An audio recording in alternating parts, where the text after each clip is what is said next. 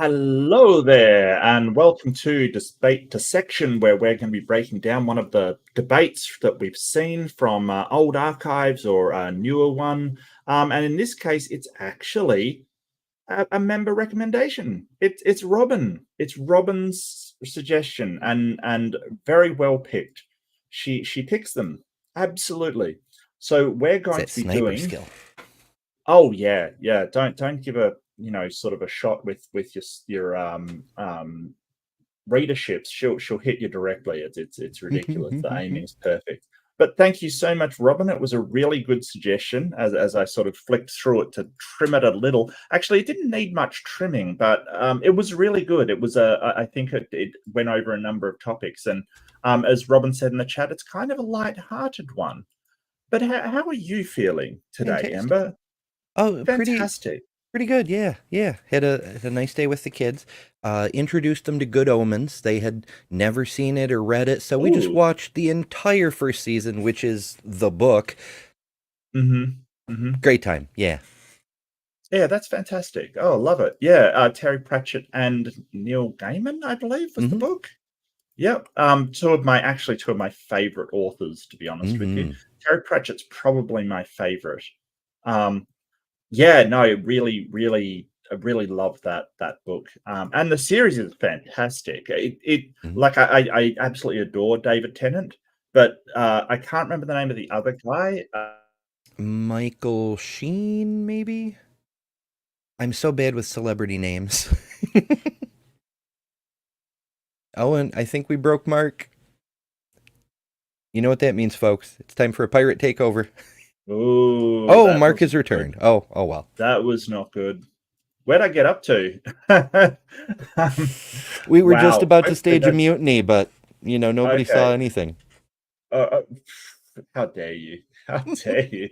No, look, You know I'm a pirate. Give me half a chance and I will have your rum. A good captain should go down with the ship, I guess. Does that apply to pirates? Actually, an interesting thing is, like, people think that pirates had no rules and stuff. Apparently, they were very, very heavy on the rules. Like, they're actually very... Anyway, please, someone needs to steer this ship, and it's obviously not me, so, Oh, dear.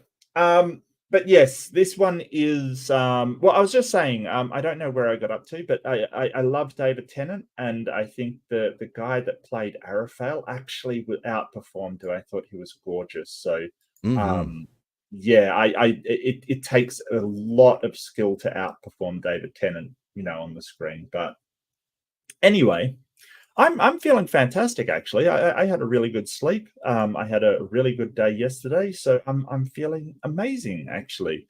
Hell I yeah. went into a chat room with a couple of Christians, a couple of Satanists, and an idiot. So yeah, there was that. So that turned out to be a really interesting conversation. So I'll post that soon. Nice. Yeah. Well, let's get started. This is is there an afterlife debate, and it's Christopher Hitchens, Sam Harris. Which, I mean, look, if you're looking down that combination in a debate, yeah, I would be absolutely worried. And it was with David Wolpe and Bradley Arts and Shavit is their names. I feel bad for Bradley. He always gets overlooked because, I mean, look who he's with. Right. Well, here's the thing.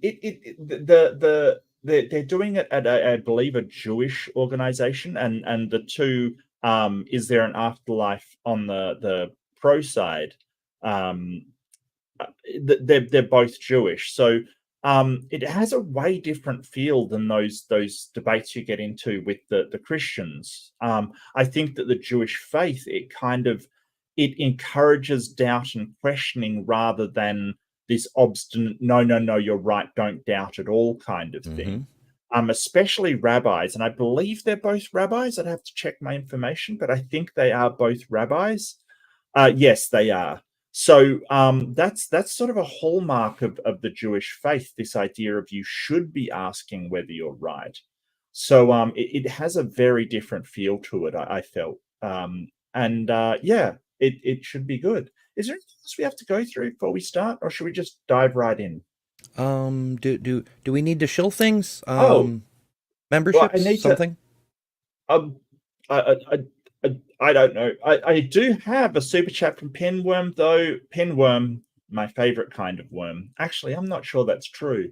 Earthworms are pretty cool. I'm sorry, Pinworm. I don't actually know what a pinworm is, but I like it, whatever it is. For $5, do you actually help the soil, Pinworm? That's what I need to know before you get like pride of place above the earthworm.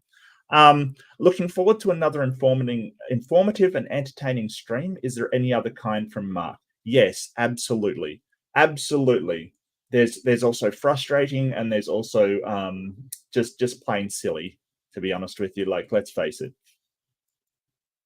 Look, I do my best. But thank you so much, Pinworm. Really appreciate it. Really appreciate it, mate. Okay, I'll just get set up here. I don't think I have to show anything. I mean, memberships are available and you get cool emojis and stuff. You know that. You know that. I'm the worst promoter, aren't I? I'm terrible at it. It's something I got to work on, really. It's like, this thing's available. You can check it out if you want. I don't care. It's just Right. the worst promotion available. All the fun emojis, folks. Oh, dear. All right. Let's do it. Let's do it to it. Get my view right. How I like it. How I like it. This wasn't a great copy, but it's more the audio that you're after, so it's fine. It's true. Pinworm is the most disgusting worm. Google it if you dare. Oh, we know. It's a threadworm that lives in the colon, sometimes the rectum, depending on the species. Okay. I did not know that, so I'm not sure I want to know that now, but sure. You're welcome. Sure. You're welcome. Hey, Caterpillar, so good to see you. And again, a big thank you to Robin, who recommended this one. Fantastic recommendation. Big shout out to Robin, who does amazing things for the community. We mentioned this before. I think you mentioned it to me. Like, I think Robin's undervalued for her stuff in the community. Doesn't get nearly enough credit, that's for sure. Like, always working behind the scenes. There's a rumor that Robin may be starting a channel. I heard that rumor as well, and I'm fully in support of it. I think it would be amazing, and if Robin is starting a channel, I'd love an invite to her inaugural stream or her opening. If the goddess is willing to share, I would love that. All right, let's get this party started. Hey, woo! My first question is going to go to Ralph. Okay, yeah, actually, that's what I've got. The format's like so. Is this a debate? Yeah, kind of, but it's more a discussion and people doing interlock kind of thing. So it's basically the moderators asking them questions that he feels will drive the conversation. So is it a debate? Not 100%, not really. So I've totally lied. It's clickbait. Gotcha. How dare you? Yeah, no, it is kind of a debate, but not kind of. You'll see as we go along. You'll see. By Wolpe, David, do you expect to go to heaven? Not tomorrow. That's the old joke about, the good news is that there's baseball in heaven. The bad news is you're pitching Thursday.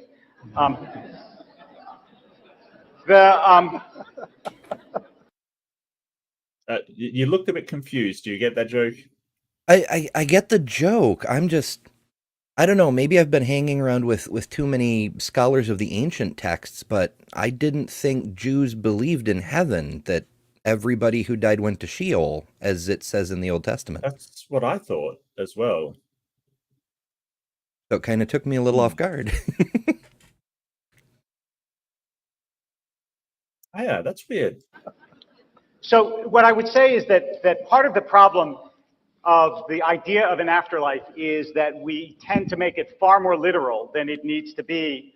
And as a result, it starts to seem ridiculous. I mean, before you entered this world, could you have imagined mountains and tuna fish and teeth and ideas and music? Of course not. It is literally unimaginable.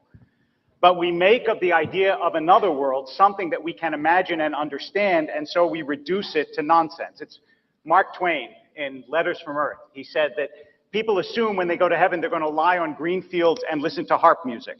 He says you wouldn't want to do it for 5 minutes while you're alive, but you think you'll be happy for the rest of eternity doing it after you die. I want to do it for 5 minutes. I love harp Yeah, that would be music. good. Well, here's the thing, and this sort of thing is, well, you can't imagine it while you're alive because you couldn't imagine this world before you were born. It seems like a sort of incoherent thing to me. I don't like there's a lot of things I can imagine. So Yeah, it's like I that whole don't you know. wouldn't understand thing that people tell you in all sorts of circumstances. And I just like, okay, maybe that's true, but tell me, a part of it so I can get like the shape of the thing maybe. Well, and sort of where we're coming from is that you didn't have any consciousness to imagine anything before you were born. So it's kind of a incoherent statement to say that. Yeah, it's very, very strange. I don't know. That's very weirdly put. It Something seems like a bothers me cop-out. about that statement. Yeah. Something really bothers me about that statement. But so if it's so unimaginable, how do you know it's true? Is another question that occurs to me. Like if you can't even, you have no idea. It's kind of, it's weird. That's a weird statement. I don't know. It's just something doesn't sit right with me. It actually coincidentally reminds me of Good Omens, where there's the showdown with Gabriel from the angel side and Beelzebub from the hell side, and they're both like, Adam, you have to cause the apocalypse, and Adam's like, I don't wanna, and finally somebody says something like, but it's the grand plan, and Aziraphale and Crowley figure out pretty quickly, they're like, wait, is that the same as the ineffable plan? And they just kind of bluster. It's like, understand. You don't actually know, do you? Because no one knows the ineffable plan. And the crux of it is, and I suspect really what this evening will come down to, is do you believe that human beings are entirely material? Are you only made of stuff? Or is there something non-physical? Is there something ethereal and eternal about you, about us, some mystery at the... He's not wrong. I mean, he's got a good point here. Like, it's going to come down to whether you believe in a soul or not. Essentially, that's it. If you have no soul, then the afterlife doesn't exist. Or reincarnation doesn't exist. Or, so there has to be something to transcend the material in order for a afterlife to actually be true. Well, I don't know. I mean, if you've got a magic sky wizard with a carpenter ghost who can do anything, lacking a soul would be no barrier from resurrecting you. They can just bippity-boppity-boo do the necromancy over your grave, and you're reconstituted, mind and everything. Oh, you're talking about bodily resurrection. Yeah, that's a good point. That's a good point. Bodily resurrection may be a thing. Sure. Yeah. Okay. Good point. Part of this stuff. And if there is, then there's a possibility, that we'll all, I don't want to say go somewhere because that assumes that it's spatial. And again, that's the way people think. And the way we think is not necessarily the way the world is. Our minds are much too limited to grasp it. But I'll just close by saying that I always assumed that human beings were more than stuff. And for me, at least, this came home on an emotional level when a little less than 2 years ago, my father died. And as many of you know, it is a Jewish custom when someone's buried to throw dirt on the grave. And I thought this was going to be extraordinarily difficult, to take a shovel full of dirt and throw it on the coffin of somebody that I loved very dearly. But I actually didn't find it nearly as difficult as I anticipated. And the reason is that I knew that whatever was in that coffin, he wasn't there. But I also knew that that wasn't the same thing as he wasn't. It just meant he wasn't there, but he was, and he is. I just don't know how. So there's a lot of things to do with rituals that help us do things that we ordinarily couldn't do. that's kind of what rituals achieve. There's something that we do that we're expected to do, and a process that we follow in order to do stuff, like your morning ritual kind of thing.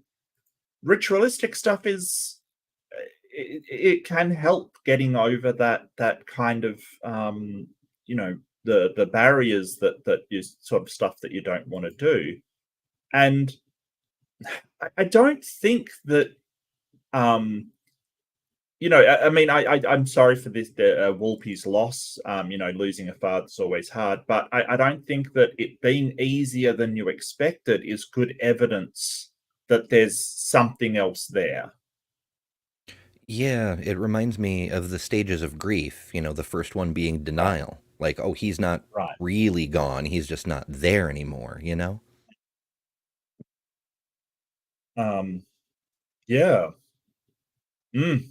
Yeah, and it's just so if he believes that there's an afterlife, then it may even be easier to say good, sort of do the rituals to say goodbye to his father. But that's not actually good evidence that there is an afterlife.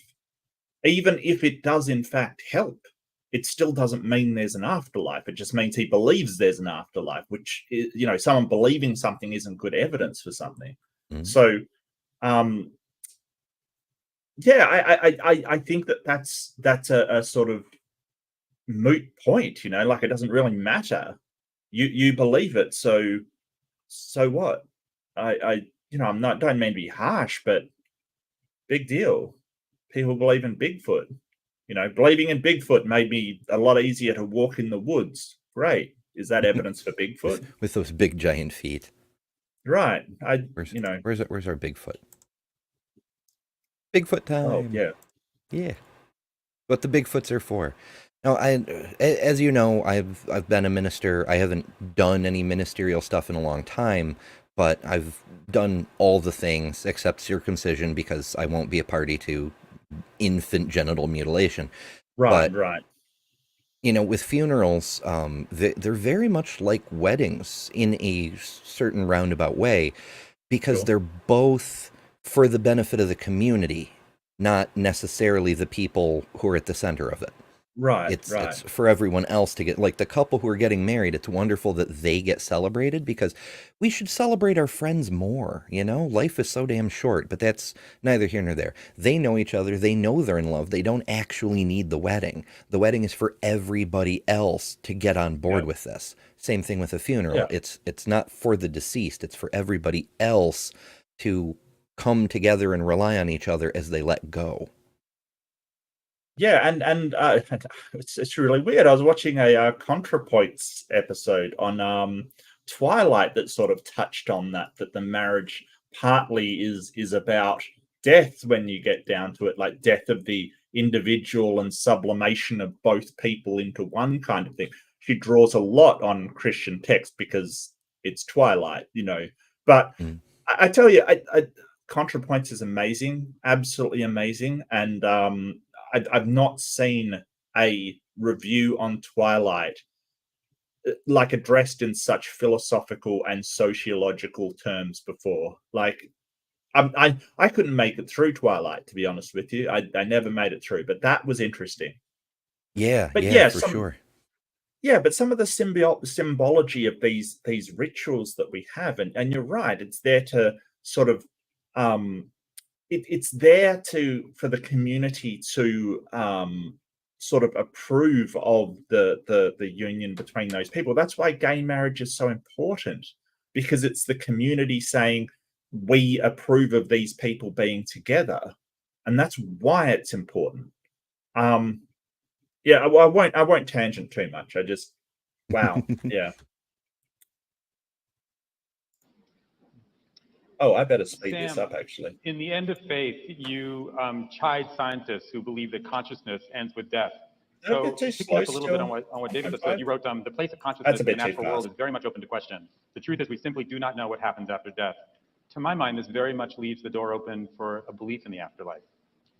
Yeah, although it doesn't make the traditional belief in the afterlife any more plausible. That's not the point I was making there. But it does, that point of not knowing what happens after death is what worries me about this conversation. I've been very worried about this, that all of you have given up a perfectly serviceable Tuesday evening, only to hear the four of us tell you every which way that we have no idea what happens after death.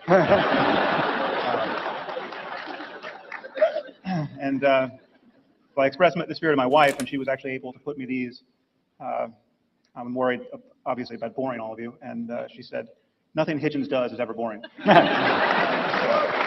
That's generally true, yes. Oh, that's 100% true. Yeah, but I like his take on it. Like, I think he's. I really like Sam Harris's take on things. I disagree with him on certain things, but he's right. Like, you're going to basically be told that nobody really knows. Like, nobody really knows. Which is sort of the point. Yeah. Yeah. I have that going for me. Right. I think we should think about what this concept of the afterlife does. We'll talk about the plausible versions of it and how implausible some of the traditional ones are. But I think, just to give some context, we're living in a world in which 9 million children every year die before they reach the age of 5. Okay, year after year after year. And that is an Asian-style tsunami of the sort you remember from 2004 every 10 days, killing only children before the age of 5. And think about these children, think about their parents, know that virtually all of these parents are people who believe in God and were praying all the while that their children would be safe, and their prayers were not answered. Now, the afterlife comes into the midst of this reality, and as a promise that all of this is going to make sense in the end, that somehow at the end of existence, we are going to be all let in on the punchline and have a mighty laugh with Almighty God for eternity. Now, there's no evidence of that, and I think, therefore, that this concept of the afterlife really functions as a substitute for wisdom. It functions as a substitute for really absorbing our predicament, which is that everyone is going to die. There are circumstances that are just catastrophically unfair.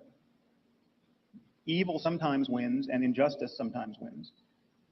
And the only justice we're going to find in the world is the justice we make. And I think we. So this is why I love Sam Harris. I love that he fronts up to the reality of our situation. Like, what do we actually know? What don't we know? What we have to deal with, what's in front of us. There's no wishful thinking in Sam Harris, and a lot of people, I mean, I could understand why they find him a bit depressing and down, but I find it comforting that there's people out there that will go, okay, what is the actual situation that we're in? Let's not fool ourselves. And I appreciate that. I really do. And when he was sort of saying, hey, we're going to be let in on the punchline after, it just reminded me of Hovind, sort of going, oh, you'll find out when you get to heaven kind of thing, that kind of stuff. It's like, well, wait till you're dead and then you'll find out why all this stuff is happening. It's like, that is such a cop-out. It's worse than that, because it's saying no one can know until after you're dead. Well, then who the fuck told you, Kent? Well, presumably it's the guy that died and then rose from the dead. But that seems implausible the carpenter as ghost, well. Of course. The carpenter ghost, sure. Is that what we're calling it now? Okay, I'm on board. Yeah, the zombie, the Jewish zombie. But we've got no evidence of that either. There's no good reason to think that somebody, gave out wisdom after rising from the dead. It's just, yeah. We have an ethical responsibility to absorb this really down to the soles of our feet. And this notion of an afterlife, that the happy talk about how it's all going to work out and it's all part of God's plan, is a way of shirking that responsibility. So that's where I am. Brad, 3 times. Oh, he's so severe, and I love it, actually. It's sort of, there's a reason why these people shatter delusions kind of thing. Like, we can't just keep on going on, skipping our way through, ignoring our responsibilities to the planet, each other, ignoring our predicament in the universe, just because we want to believe that after we die, we're going to go to happy place. It kind of reminds me of, the oh, where's my pet gone? Oh, they're at a farm down the road that you can't get to, and he's got as much food as he wants, and he, lays out in the sun. It's really just that wishful thinking, isn't it? Mm-hmm. Today, as a religious Jew, you would pray the Amidah, where you extol the God who resurrects the dead. It says that right in one of the most standard of Jewish prayers. When you say that, what are you saying? What do you believe you're saying? So I need to take a couple steps back and make this a running jump rather than a standing jump. Sure. As I understand it, rather than simply reducing someone's idea to a caricature, which is easy to do on all sides in this kind of a conversation, we live in an age in which there are different plausible ways of making sense and connecting the dots.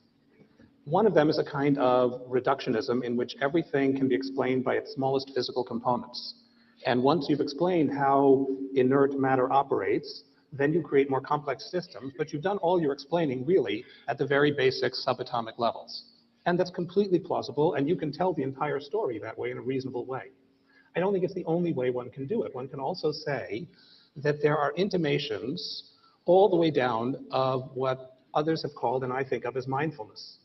And that the mindfulness all the way down emerges at some point into consciousness, which emerges at some point beyond that into something even beyond the consciousness we're aware of. And we have abilities to access it, not necessarily by what we know. And here I have to say, having read the books of the authors here, I agree with almost everything that everyone wrote. People claim knowledge where they can't possibly know. But what I think we can also claim is intuitions that go beyond what we know. Oh boy. Let's unpack that for a second, if you will, Amber. So I'm not sure what he means by mindfulness. The only mindfulness I know is being sort of present in the moment, being aware of your surroundings and things. So I think he's using it as sort of a awareness kind of thing. So a base level awareness seems to be the context, but that is not the way I would use mindfulness. I would probably use it in the psychological sense. I wonder if it has any other definitions he's going to, because that confuses me. I think that's probably what he means, but I mean, because it's a semi-new age term, there could be a whole lot of different things he might mean. Yeah. Well, the thing is, he's saying that mindfulness, like you have mindfulness gives way to consciousness, but consciousness is there before mindfulness, right? It's basically sort of being aware of the things around you. So it's engaging your consciousness to sense and be aware of everything around you while focusing on none of it, sort of just accepting it for what it is around you. So I'm not sure if he's using a different definition. Let me just see what they got. Quality of state of being conscious or aware of something. Okay, so I think he's kind of using it in the sense that sort of a base level consciousness. So sensing the world around you kind of thing, which yeah, see, the second definition is a mental state achieved by focusing one's awareness on the present moment, calmly acknowledging and accepting one's feeling. Yeah, that's the one I'm using. But I think it's a very, very strange thing that he's sort of referring to. That's okay. He's probably just using a different definition, and that's okay. That's okay. But he's sort of saying that because there is a animals may, more primitive or more less animals with less complicated brains may have this mindfulness or this awareness, but less consciousness, right? So I think that's the way that he's using it. But he's saying that because that exists, there has to be something beyond consciousness. I think that's a flaw. Like, that doesn't necessarily mean there's something beyond consciousness. I think that's a mistake, because just because athletes exist and Olympic athletes exist doesn't mean there's something beyond Olympic athletes, right? That may be the highest level we have in the world. it doesn't necessarily mean there is something else. Oh, yeah. You have to apprehend the spirit of sport or the form of race in order to be able to compete successfully. Oh, another can of worms, which is sort of platonic Mhm. ideal things. Maybe that is what he's going for. I think platonic ideals are just terrible. I don't see a reason why they exist at all. Like I don't give them any credence whatsoever. No one's ever found one. No one's ever demonstrated one. Really, it's just somebody said, hey, the concept exists, so that must exist somewhere. And it's like, that does not follow. It does not follow in the slightest. So I don't know. I do not have a lot of time for platonic ideals. I think it's ridiculous. Yeah, it seems Yeah. that shoot. There was that one test where the doctor weighed the bodies of people before and after they died and found something like 17 grams missing. But people tried to repeat the experiment and no one was ever able to verify it. Right. And we know that bodies sort of like they dehydrate and things like that. Oh, Robin shoots. She scores. Wow, Robin, who are you going to hit? Mr. Anderson. Wow, bang, first hit on Mr. Anderson. There you go. Why do you Congratulations. persist, Mr. Anderson?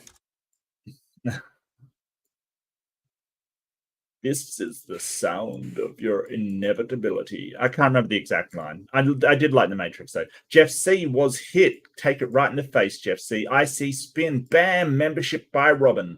Carrie Ann Chrysler. Carrie, it's good to see you. And take that membership. Readership, sorry. Joe Heron. Bam. Readership for Joe Heron.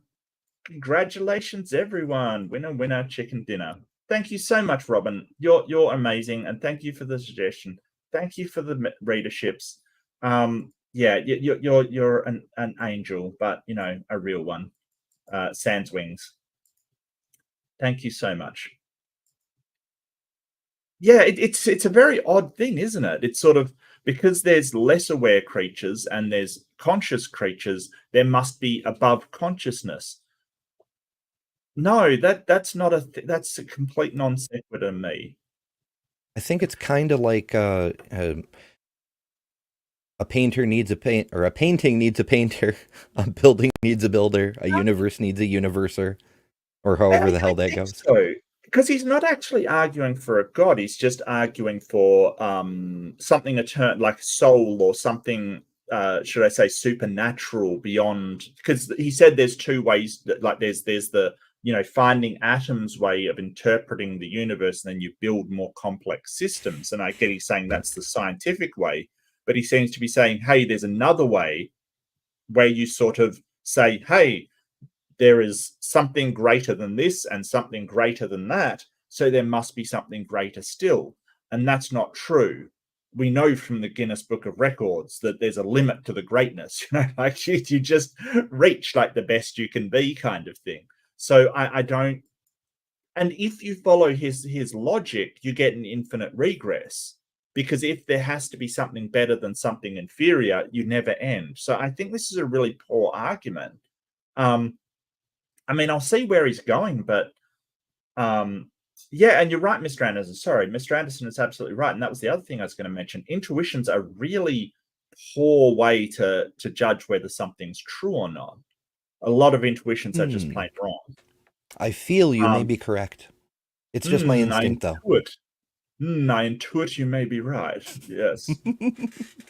and so, and it's a funny thing about intuitions is that you always need another mechanism when they conflict, right? So if someone has an intuition that the path is safe and someone has an intuition that the path is dangerous, you can never resolve that. There's never any way to resolve that of who is correct by using intuition.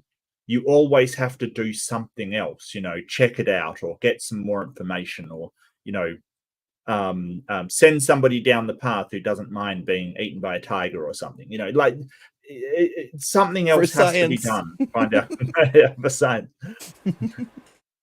Eaten by a tiger for science. That's what I want written on my gravestone. Well, it's how we figured out right. which mushrooms are good to eat, after all. We went, hell, look, a new kind of mushroom. Here, Bob, try this. Yeah. Well, I mean, unethical, sure. Effective, damn right. Things like hope and trust and loyalty, we ground our lives in them. So there are people who use the afterlife as a way of evading their... Hold on. Hope and trust and loyalty. Hope and trust and loyalty. Are they intuitions? Are they things like I see hope as pragmatically useful. I see hope as, you know, a consequence of humans overcoming a lot of hardship.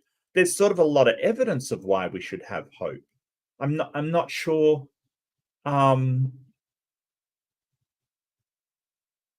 Yeah, I don't know how you feel about that.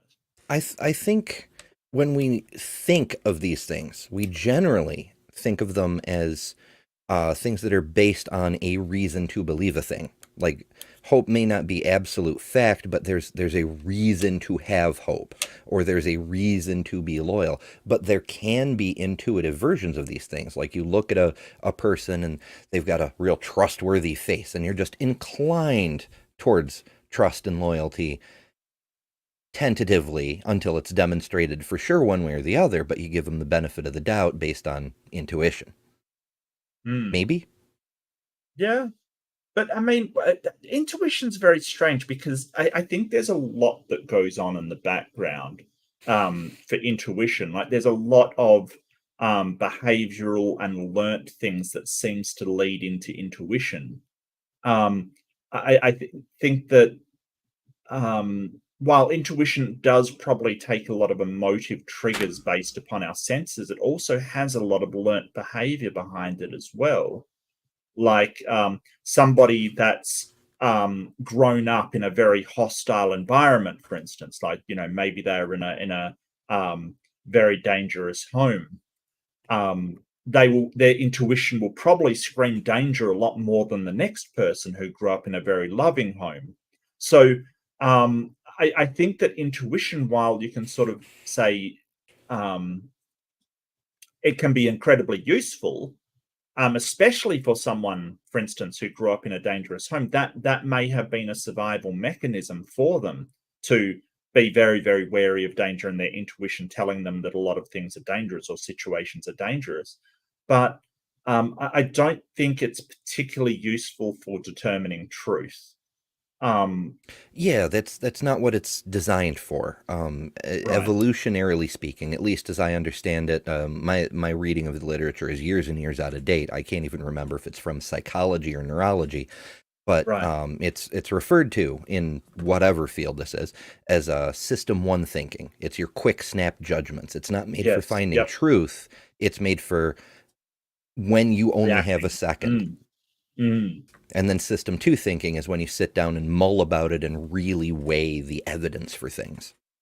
So it sounds like he's sort of saying, hey, instead of using a system two thinking, let's just use our system one thinking, our you know, feelings and intuitions about the matter. And I think that that's not a good way to operate.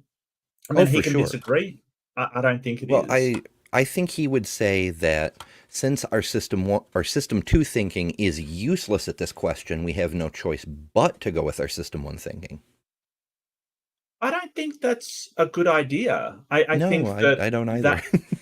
I think that sort of if you don't have enough system two thinking, you know, data and whatever to know about it, you should say, well, I don't know, but I'm not going to rely on just my gut reaction about this, like my intuitive thinking, because that will lead you down all kinds of bad paths. You know, and I've been led down bad paths myself in thinking that, you know, psychism is real and, you know, all these things, because I intuitively think, you know, I can sense things, you know, like that intuition will lead you astray. It's not a question of if, it's a question of when, because it will, like, we intuit things wrong all the time. or at least I do. I'm not sure about you, but I definitely do.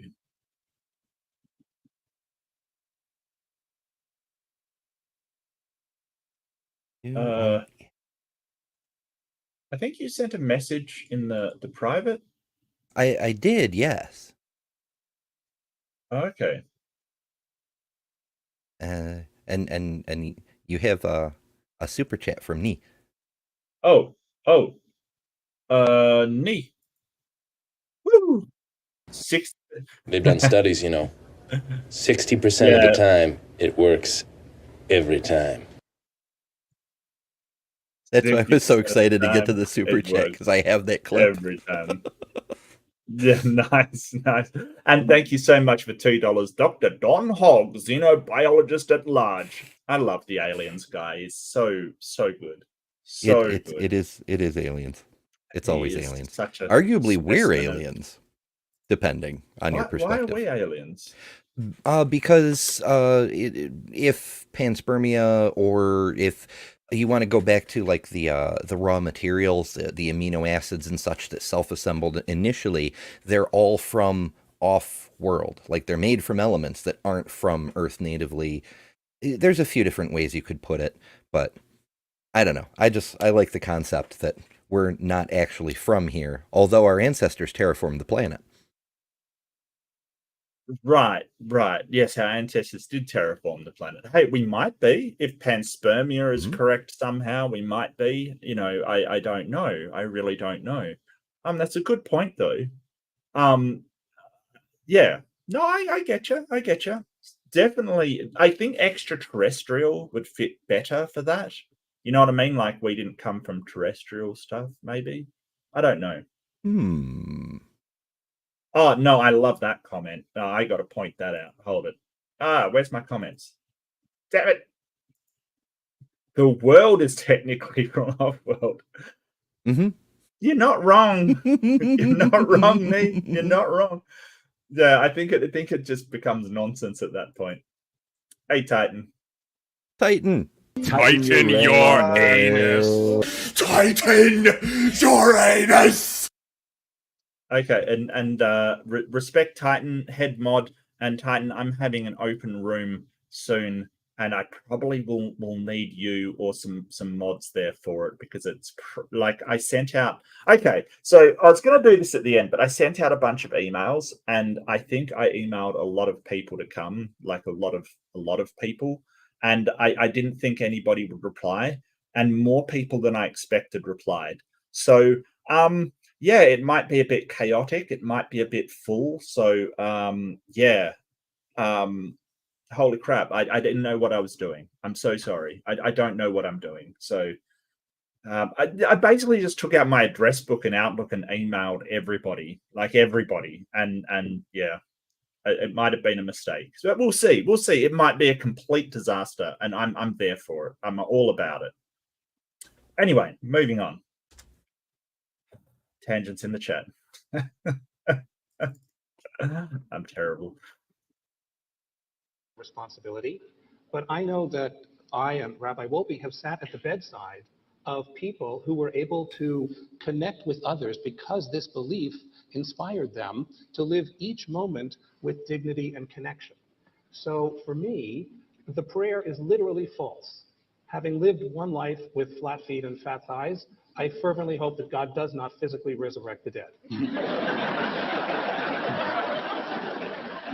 Sounds like a design problem. I'm one of the rabbis. Yeah, it does sound like a design problem, but also like the fact that people take solace in something or find comfort in something. It doesn't mean that it's true. That's the problem that we're having here. They seem to be going back to this pragmatic. Well, people have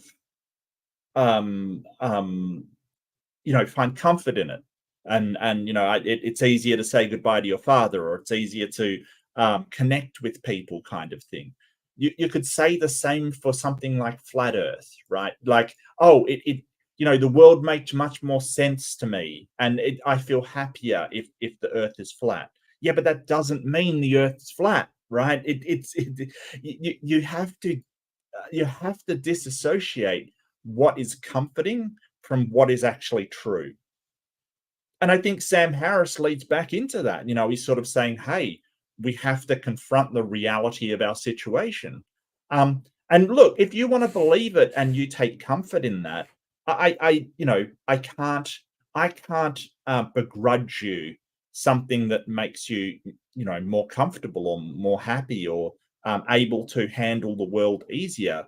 But at the same time, you can't expect me to play in your sandpit kind of thing. Like, I'm not going to be pretending that this thing actually exists when I don't think it does. Is it a flat sandbox? It seems like sometimes.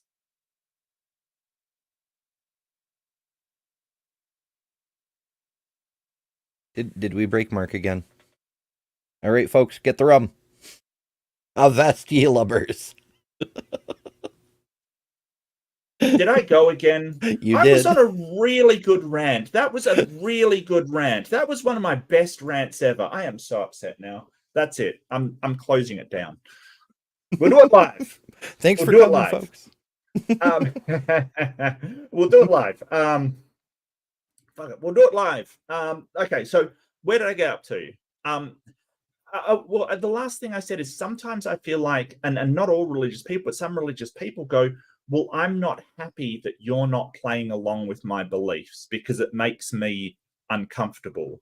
And, I'm sorry, but I'm not here to play along with what makes you feel happy. I'm here for the truth. If that is what you believe, sure, but I'm not going to play along because you feel better about your life or you feel better about losing loved ones. I can't do that. Sorry. Yep.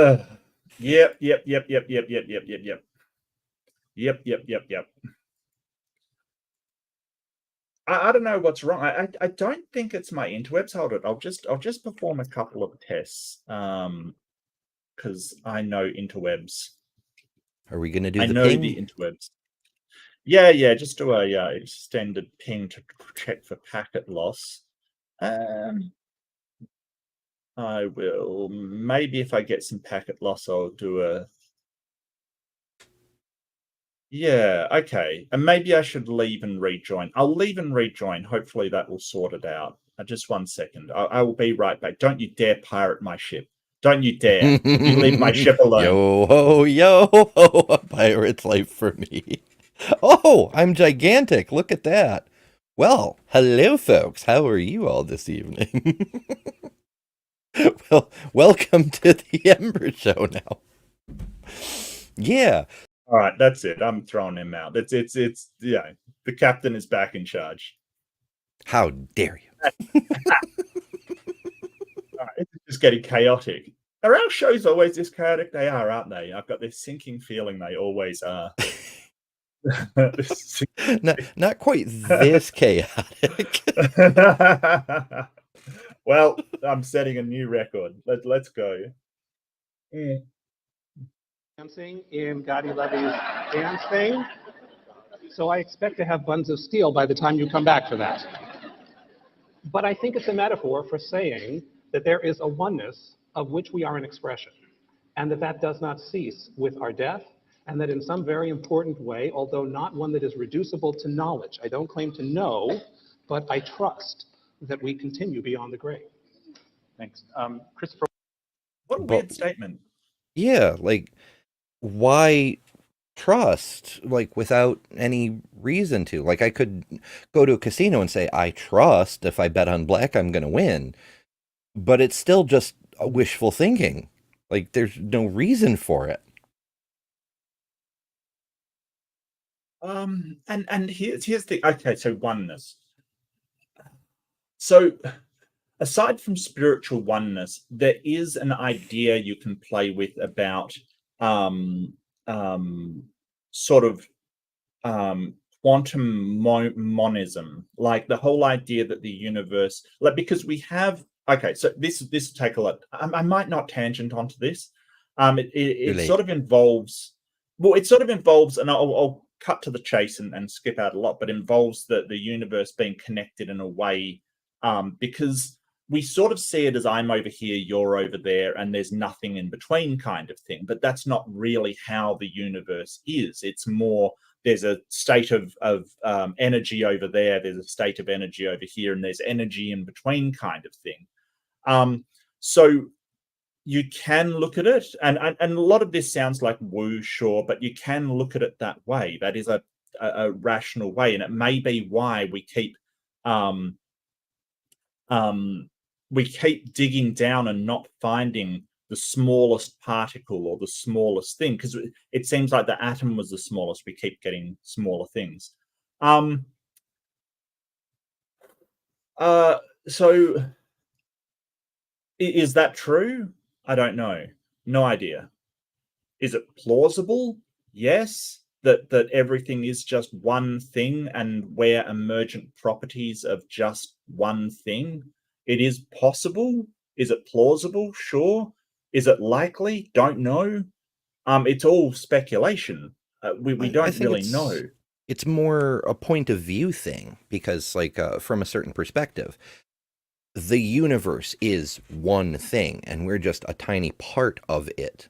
So in that respect, we're all just a part of the universe. But then there's that whole concept of our emergent individuality. Like I don't know what it feels like to be Mark Reed or Dr. Don Hogg or Titan or anybody else, because my awareness is limited to myself. So we clearly demonstrably do not have some kind of conscious oneness. But at the same time, we are still all part of one thing. I mean, you don't even have to go to the whole universe, just the general biosphere of the Earth, for example. And that sort of gets into ideas of what I am. And I love talking to Bree for this reason, because she sort of says, well, your idea of yourself includes things like your gut bacteria, right? Which is clearly not you. That's got a completely different DNA. That's clearly a different organism, but it is part of you, right? So this whole idea of what comprises me of me is really interesting, and it's very fuzzy on what it is. But you're absolutely right. I don't have excuse me, I can't have an idea of what it's like to be Ember. I will never know that, or anybody else except me. So we obviously don't share one consciousness. Yeah,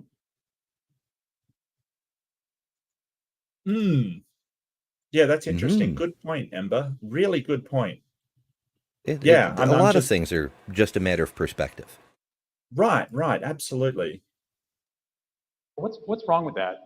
If a belief in the afterlife helps one, as Brad said, deal with the inevitability of death, maybe this is a good thing. Well, then anything that made you feel better would be okay, which I'm sorry to say I think is a contemptible viewpoint. Here's the problem with the afterlife fantasy. It's the same as religion in general.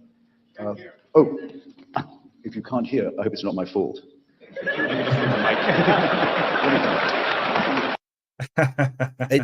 I was thinking that. I'm like, I need to put my second headphone in because Christopher's so damn quiet. Yeah. No, it's not me this time. It's usually me. Like, granted, it's usually always me, but this time it's not me. So like Sam Harris said, whatever happens with Christopher Hitchens, it's always interesting. But yeah, he's got a point. This is what I love about Hitch. Even his first point, so much meaning in such a short sentence kind of thing. Just a short sentence, just sort of.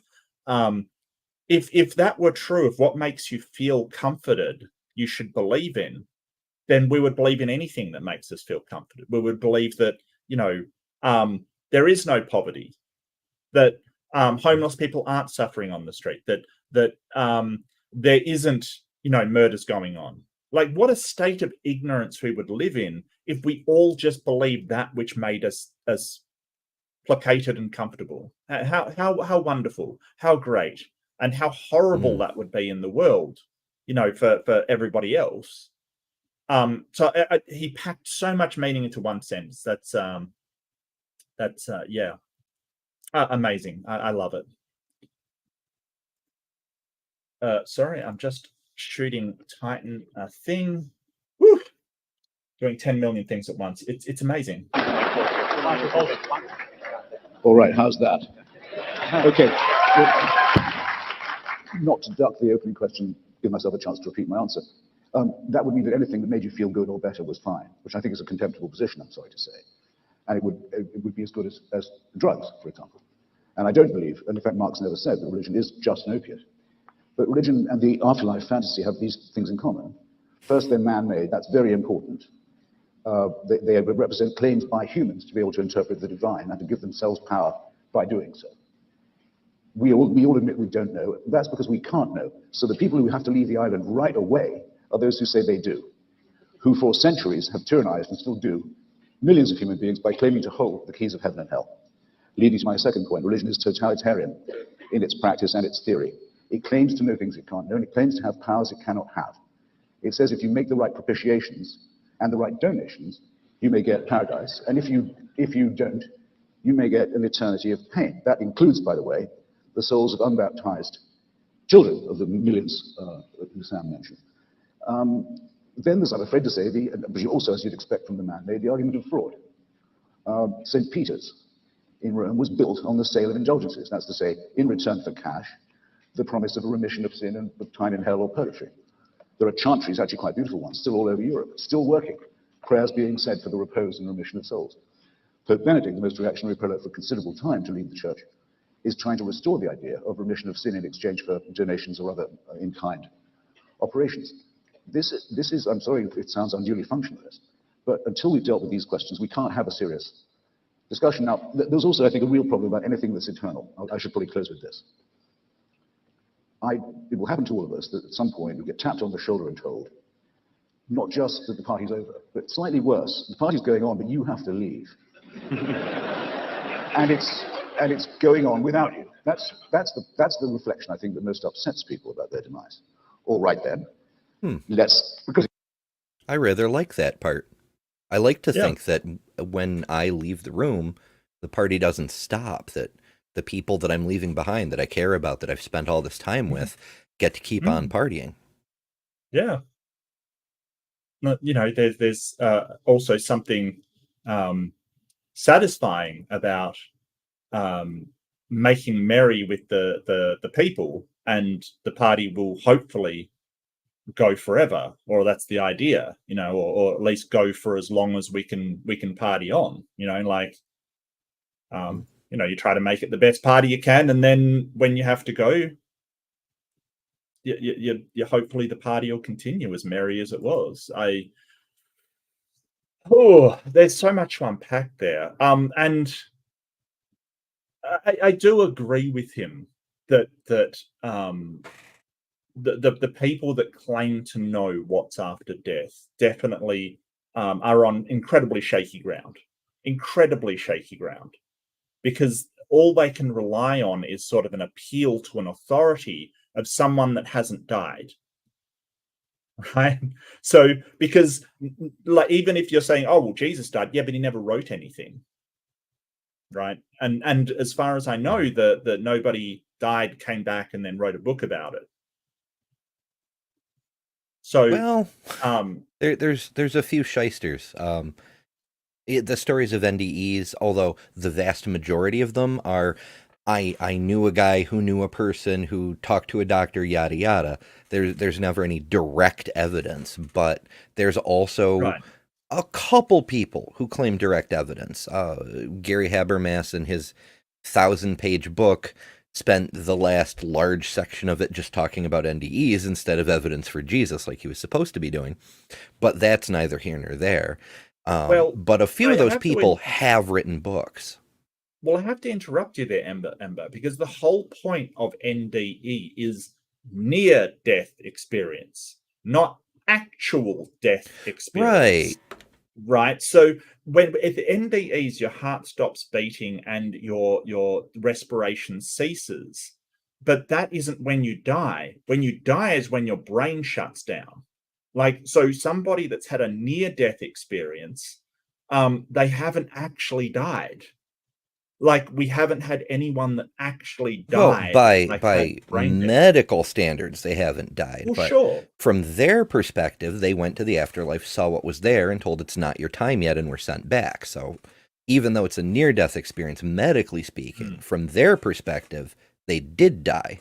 And that's how they know what's in the great beyond. Or at least that's what they put in their book so they can sell their book. Well, yeah, it's just I think that medically dead is really what we're after, because until then you aren't actually dead. Like your brain function hasn't actually ceased. Your consciousness has not left your body. And you might see all kinds of freaky things, and people have, but I'm not sure you can say your consciousness has left your body. I mean, yeah, I get your point. I get your point. Yeah, I yeah. do. Again, it's a Um, perspective thing. Like to go Yeah, to yeah. neurology again. There's a period during the death process where the organs start to shut down, and when the brain shuts down, it releases I forget the name of the chemical, but it causes the neurons to start to detach from each other. It's basically self-disassembling the hardware. When that happens, it's impossible to reboot the consciousness because the brain cells are Yep. no longer physically connected. Yeah, that's interesting. Yeah, I'm gonna have to look a bit more into that, the actual physical death process. This is a morbid stream. Morbid stream, anybody? Happy Saturday, folks, or Sunday for Yay! you future people. Look, I mean, it comes with the topic. I look. So this is why I did this. So Robin chose this. So blame Robin. That's all. I'm going to blame Robin for it all. That's what I'm going to do. I'm joking, Robin. It's actually a really good discussion, and we shouldn't be afraid of these things. We shouldn't be. You know, it's something where it's a natural part of the human experience. It just is, or every animal's experience. To be afraid of it is sort of like being afraid of and getting old, or being afraid of loving somebody. It's just something that will happen. There's no reason to be afraid. Yeah, I don't know. My relationship with death, I kind of I'm not in the slightest afraid of it. I think I'm afraid of pain more than death, like having a really painful chronic illness or something that is horrible. That actually, sort of puts me on edge and frightens me a little, but death doesn't really do that.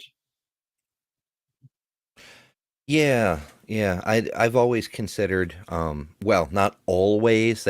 I remember being around 4 years old and having an existential crisis. What's gonna happen after I die? And my poor grandmother had to stay up with me till 2. And we watched a horror movie about a tree that murdered people, and they cut down the tree, but the stump still had a beating heart in it, and that gave me more nightmares. But it got my mind off of thinking about death. But once I did wrap my mind around it, I've always considered death to be like the cost of being alive. Like when you like a live tax. Well, sort of. Like when you get into a relationship, at some point that relationship is going to end. Either you'll break up within, a few months or a few years, or you'll stay together until one of you dies, but at some point it's going to end. When you make that decision to enter the relationship, you're also accepting that inevitable consequence that it will end at some point. I think life is kind of the same way. You don't get to make a conscious choice, but the fact that you will die is the cost of being alive. Well, I also think that, Shakespeare, with it's better to have loved than lost than never loved at all, so it's better to have lived and died than never lived at all. I suppose you could fit that into it as well. Doc's coming through with the super chat. I'm just going to check if I missed any. No, I'm on top of it, amazingly enough. Doc Dino for $2. Thank you, Doc. What is death but one last great adventure? Yes.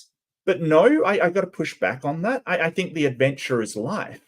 I think that sort of death is the rest that you get after the adventure. I think the adventure is life. But nobody knows what happens after you die. So I guess that isn't sort of. I guess it's one last great mystery that we don't solve. As I said, no one's come back from being truly dead and told us about it. So unless you believe that Jesus did. I wonder if that's a J.M. Barrie reference. Peter Pan, who fears death because it's a great adventure, but then later in the story when things are more resolved, but to live, what a great adventure. Like, that's the whole point of Peter Pan, is like, whether it's life or death, it's always an adventure. Yeah. No, I get you. I think though, I'd rather think of life as the adventure, I guess. Maybe. Wow, this has got me thinking. My neurons are firing. This is I'm having so much fun. Stretch I those love these neurons. questions. Yeah. Give them hell. They deserve it. Oh, here we go. Clarification. Life is a series of grand adventures, but there has to be one last one. That's true. Even if it's just a final pure burst of neuron activities before it fizzles out, who knows what you'd experience? That is true, Doc. And who knows, maybe it's all a simulation and we'll wake up in our, sort of simulation pod and go, wow, that was very enlightening. Maybe. Who knows? I don't know. Where's my... I've lost my... There we go. It might make us feel better. Let's pretend the opposite. Instead, you'll get tapped on the shoulder and told, great news. This party's going on forever, and you can't leave. You've got to stay. The boss says so, and he also insists that you have a good time. I've read about David's father. I had a bad time when my... Oh, that analogy is amazing. That's amazing. You can't leave, and the boss insists that you have a good time. And that's the thing about sort of eternal happiness. Like, can you be happy eternally? And I don't think so. I think that if you were happy eternally, or it would become normal after a while, unless you're doing some magic to make it. You know what I mean? Because we have spurts of happiness, and then we go back to sort of a base level of comfort, or contentedness, or sort of just a base level. I think that if you're happy all the time, it would just become normal and nothing. It would lose meaning. Well, maybe. I don't... It's one of those words that isn't very precise. Like, does he mean happy all the time in the way hobbits living in the Shire are generally contented and are aware of that and are grateful for things being the way they are so they can just be comfortable? Or does he mean happy in the way of like an accomplishment? Like, yay, I did the thing. Because it's true with accomplishments. We do get that rush of achievement. For some of us, it lasts longer than others, but whatever the case, we get used to it. This is normal now, and then we set the next goal and start striving for that. Yeah. I don't know. I mean, I depends who you talk to. I mean, some have likened it to orgasm kind of thing, and that actually sounds awful to me. Like, to be in that state constantly is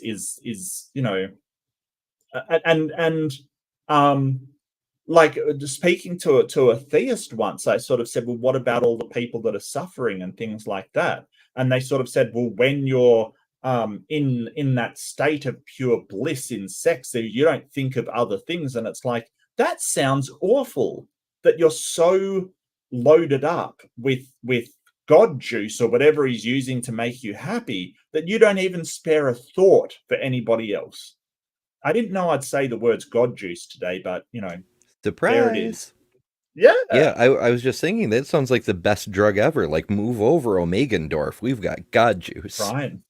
But is that a good thing? Is that a good thing if I am so blissed out that I can't even spare a thought for people in hell suffering? That doesn't sound like a good thing to me. That sounds like, just a dystopian nightmare. I can't get on board with that. I wonder what the difference would be like whether you're dead and experience nothing, or you're eternally stuck in a status orgasmus with a blank brain, is it Right. really any different from not existing? Functionally? Functionally, technically, yes. Functionally, not really. I mean, if all you can do is worship and adore and be in this blissful state, you're essentially a zombie at that point. You know, you're God juiced up to the point where you can't have any thought but you know, bliss and the creator is awesome. It sounds awful. More like a this kind of situation. Yeah, more kind of that situation, sure. Grandfather passed on, but the father proposed by monotheism is the father who doesn't die, who reassures his children, don't worry, I'll never leave you. You'll never see the end of me. You'll never get the chance to feel sorry. I'm always there. I'm the absolute ultimate in dictatorship. And in my courts, there's no appeal. Do you really think that this would cheer up anyone of sentience or humanity or capable of feeling of irony? I submit it's out of the question. Well, I've always said creationists lack irony, right? They lack a sense of irony. I just want to say I was completely with you until the end when you got silly on us. And the reason I say that is because you speak about God in the same way that you would speak about a human dictator as though they were equivalent. Much worse. Much worse. But it's only worse. It's only worse because of the eternity of it, right? But the characteristics are the same. No, the absolutism. The absolutism. The lack of any appeal. But that's not. And the worship of him by his slaves. Except that that's not at all what any tradition envisions. And even if it did envision it, as you and I think we both agree, the envisioning of traditions of what a god could be are very limited and partial. And so if you want to make it, yes, that it's North Korea forever, then I would say you're belittling the notion of what it means to have a God. You're belittling the notion of what it means to have eternity in, if not bliss, at least reasonable happiness. And it's true that you lose everything in this world, but also it's not at all the case. And you know that it's not the case. So yeah, I think I have to sort of say, Hitchens, I do feel like he's knocking his bow for Christianity when he's talking to Jewish people here. Because this idea about a North Korean dictator, it works more when you can, you know, you have the Christian God that demands and they consider themselves sheep and things like that. But Judaism doesn't get a pass on all the stuff in the Old Testament, i.e. the Torah. You know, like it doesn't get a pass on that. It still has an angry, vengeful God. And these guys may say, hey, that was just a story and the God is different, but I don't know how you get away from that.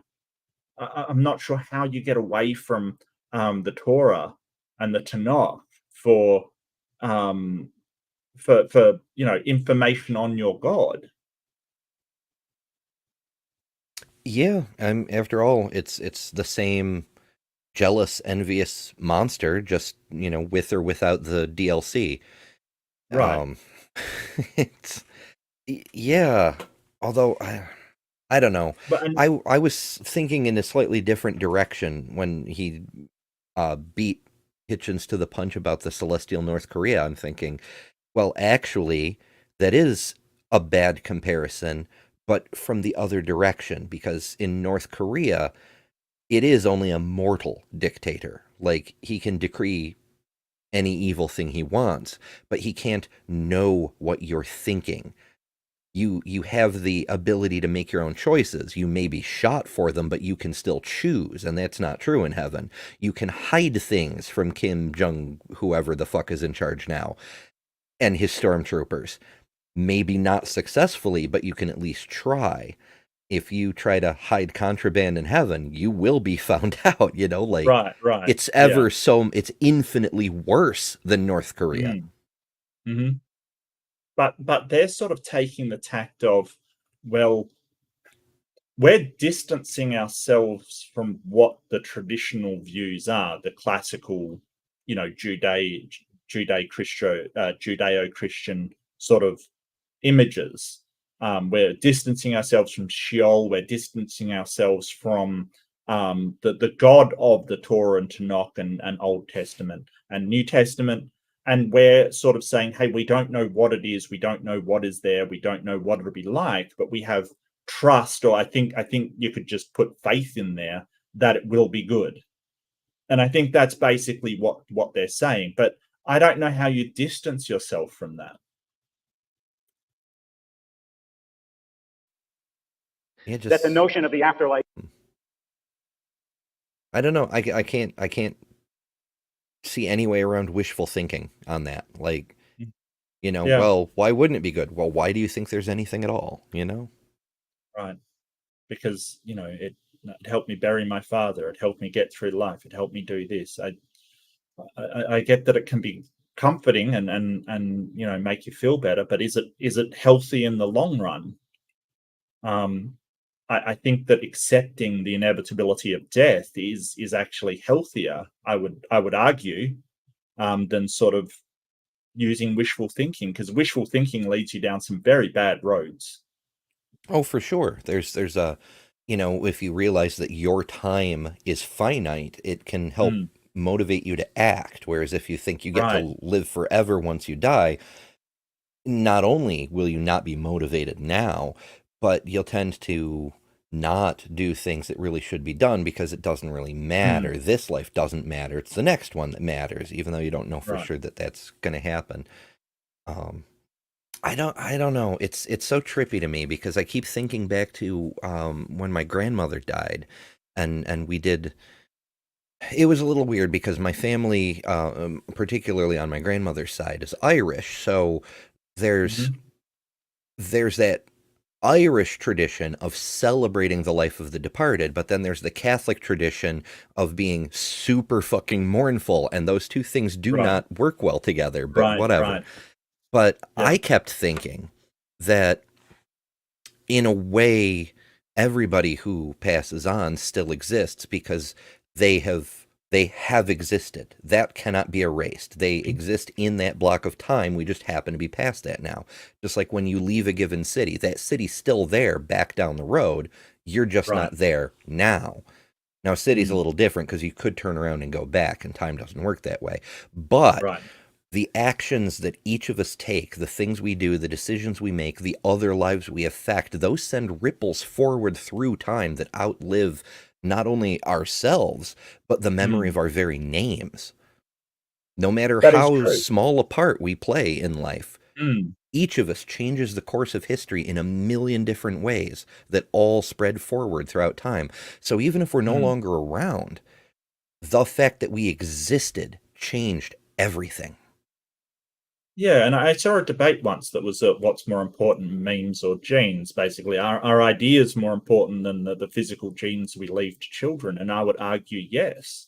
Sort of, so, you know, the invention of penicillin, for instance, changed the course of history, you know, in a much bigger way than any single individual being born. You could argue that the inventor, but penicillin is something that we would have arrived at no matter who discovered it. Like, it's just something that we would have discovered on the tangent that we were on. So it was a really fascinating debate, actually, just really fascinating. Which is more important, passing down good genes or passing down good ideas? And I think, you know, there's kind of a way up there. You know, there's kind of, well, yeah, obviously it's important at surface level to pass on good genetics and, you know, all of that stuff. But at the same time, aren't ideas more important? It's really interesting. I don't think I have a definitive on that one. It's a worrisome concept because that sort of invites the question of what is good genes, who gets to decide, and why. Yeah, I didn't say that very well. Yeah, you're right. I didn't say that very well at all. I mean, yeah. I guess what is more important, procreation or ideas, I guess, you know. I think the procreation side were kind of, or the gene side was like, oh, well, without ideas, the human race won't end. You know, without genes, then it will. And it's like, well, yeah, but that's sort of, yeah, it was an interesting debate. It really was. Invariably leads to neglect of what is important in this world. Sometimes, in fact, it does the exact opposite. You can take large swaths of belief. You mentioned Marx. Communism, for example, which repudiated the idea of the afterlife and therefore thought you have to create utopia here, and it led it to horrendous misdeeds throughout the 20th century. So the belief in the afterlife can be totalitarian and terrible, That's but so can sort the idea of bullshit. It is a little bit. Yeah, Marx said some things. They were misunderstood, misapplied, appropriated by others for their own nefarious ends. Is more. Yeah, and it's a hell of a double standard because they make that very excuse for your favorite religious leader of choice, whether it's Moses or Abraham or Jesus or Muhammad. They say, oh, well, the horrible things done in his name shouldn't reflect on him because later people got it wrong. It's exactly the same thing, but it's reversed. It's a double standard is what I'm getting at. Yeah, and I think that communism would have gone very differently had Lenin not lost out to Stalin, for instance, like sort of, I think there is a danger with communism of totalitarianism. Like, I get that. Like, he's got a point that, hey, communism led to totalitarianism. Yeah, correct. Totalitarianism isn't sort of a system but it's kind of like whataboutism. It's kind of like, well, communism led to totalitarianism, so it's okay if religion leads that way too. No, that doesn't make it okay. As does fascism, for instance, leads to totalitarianism. It absolutely does. All of these things lead to totalitarianism. That doesn't mean that we just go, well, if one does, it's okay that the others do. No, they're all bad things. So I guess I should say authoritarianism. So a theocracy, like the religious taken to the extreme, leading to authoritarianism, I should say.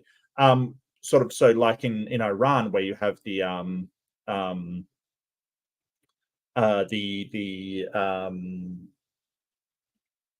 what is it called? I can't remember the religious leader of Iran. Fuck, I had it, and now that you mention it, it's gone. Let's just ask the damn Google. Ayatollah. There it is. I didn't even have to type it in. Ayatollah. Yeah, the Ayatollah. It doesn't make it okay that that's where it leads. Oh, an imam's a priest. Tell me more. Yeah, no, that was what was going through my head time and time and time again, and I knew it wasn't right. I knew that was just a priest. But yeah, the Ayatollah. They all lead to this authoritarian rule. No, the Shah's the king. The Shah's the king. Oh God! All right, that did go through my head as well, Nee. It absolutely did. Yeah, I don't. It seems like he's trying to, like all of those secular humanist debates we've been seeing lately. They're trying to leverage the evils of communism onto secularism. They're trying to say, hey, no religion leads to totalitarianism. No, that's not the case. It wasn't no religion that led there. It was specifically communism, right? You can't just say, hey, that's atheism and communism are the same thing. That doesn't work.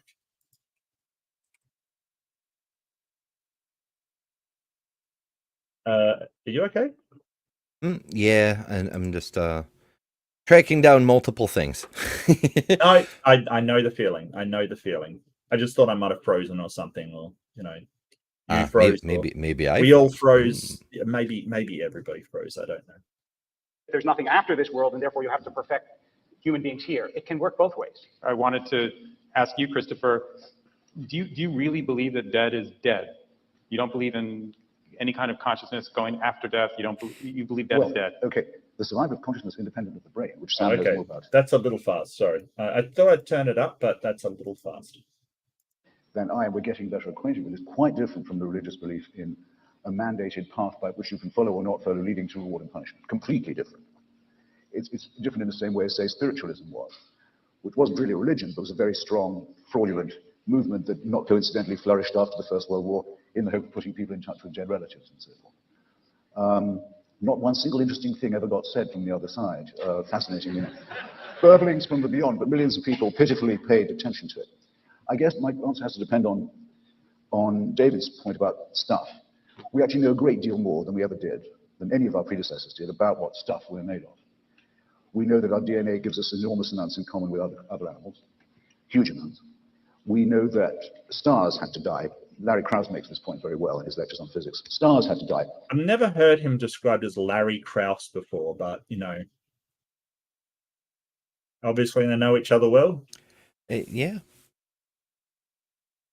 Larry Krauss. That's, of course, Lawrence Krauss, the physicist. Dr. Larry, yes. Dr. Larry, yeah.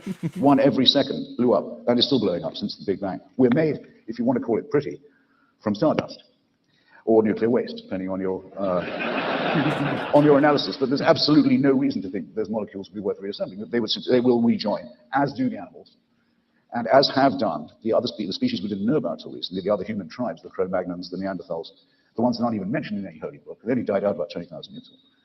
Who has heaven and hell for them? It's as likely for us as it is, I think, for any other dog, whale, or bacteria, and no more than that. Sam, what does it mean when you write that you think that consciousness may indeed survive? Well, there are many odd ways in which consciousness could survive. I love how they go to the neurologist, you know, like that's, yeah. Sam Harris really does understand the brain. Like, don't get me wrong, I don't agree with him everything, but yeah. What was the question? It sounded kind of mumbled. I'll rewind it. Bacteria, and no more than that. Sam, what does it mean when you write that you think that consciousness may indeed survive? Well, there are many Consciousness. What do you mean by may indeed survive? Okay, it sounded like, to me anyway, it sounded like he said consciousness mandates the vibe. Like, what vibe are we talking about here? It's a smart vibe. Yeah. Consciousness. Odd ways in which consciousness could survive, and you can make a philosophically respectable argument that consciousness could survive the death of the brain. It's by no means the majority opinion in neuroscience or philosophy that it would. For instance, there's a philosopher at Oxford, Nick Bostrom. This is one of the weirder arguments, but still more plausible than the arguments you get from religion. Nick, there's actually very little you have to assume to make this seem somewhat robust. The argument is called the simulation argument, and he argues that we are all very likely not living in a real universe, but living in a simulated universe. And we are being simulated on the hard drives of computers of the future. Now he gets there with a few simple steps. You simply have to acknowledge that consciousness is at bottom the result of information processing at the level of the brain, and there's nothing magical about brain. It could be information processing in a computer of the future. Most scientists think that's true. They don't think there's anything magical about the wet stuff in our heads, and that consciousness is at some point going to be instantiated in computers. Then you simply have to grant that humans of the future will run simulations of the past in the way that we run simulations, Sims games, and then there's just one short move that simulated universes, almost by definition, will outnumber real universes, and therefore we are a lot more likely to be among the simulated ancestors than the real ancestors. Now, again, yeah, I dislike this kind of thing because you have to sort of make these assumptions and not just you know, that only works if it's a simulation in the future. Like the more likelihood only works if we're a simulation in the future. I think Elon Musk bought into this one pretty heavily, and I don't like it as a sort of like probabilistic thing, because it only has that higher probability if in fact we are in a simulation in the future. I don't. It's missing some crucial elements. Like, we couldn't have come up with simulation theory 200 years ago because there was no such thing as simulations. We didn't know about them or anything like that. Right, yeah. So I don't think it's legit to say that even if future people or future aliens or future whatever is constructing these simulations, even if they have the capability to make simulations and therefore the probability is higher that we're in a simulation than in real, we also have to factor in all the other things that we don't know about yet. Like, maybe there's an even higher chance that we're in a real but virtual universe, which actually our physics kind of strongly hints at, you know? So if there's one real timeline and 100,000 simulation timelines, then yes, it's more likely we're in simulations. But by the same token, there's 100 billion virtual timelines that are not simulations in the computer sense of the term. So it's way more likely that we're in something else that we don't even know about yet. Yeah. Thank you so much, Eric Wanda, for the readership.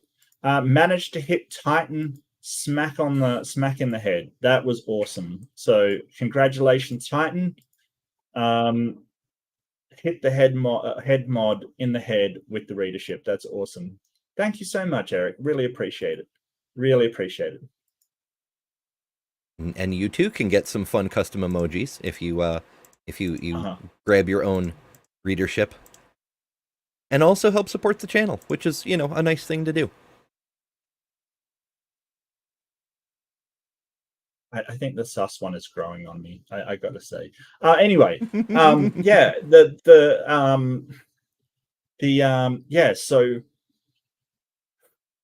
simulation theory. It's just so wild. And at the end of the day, I think that as we currently are, there's no way to tell, because any of the information that we have is from the simulation.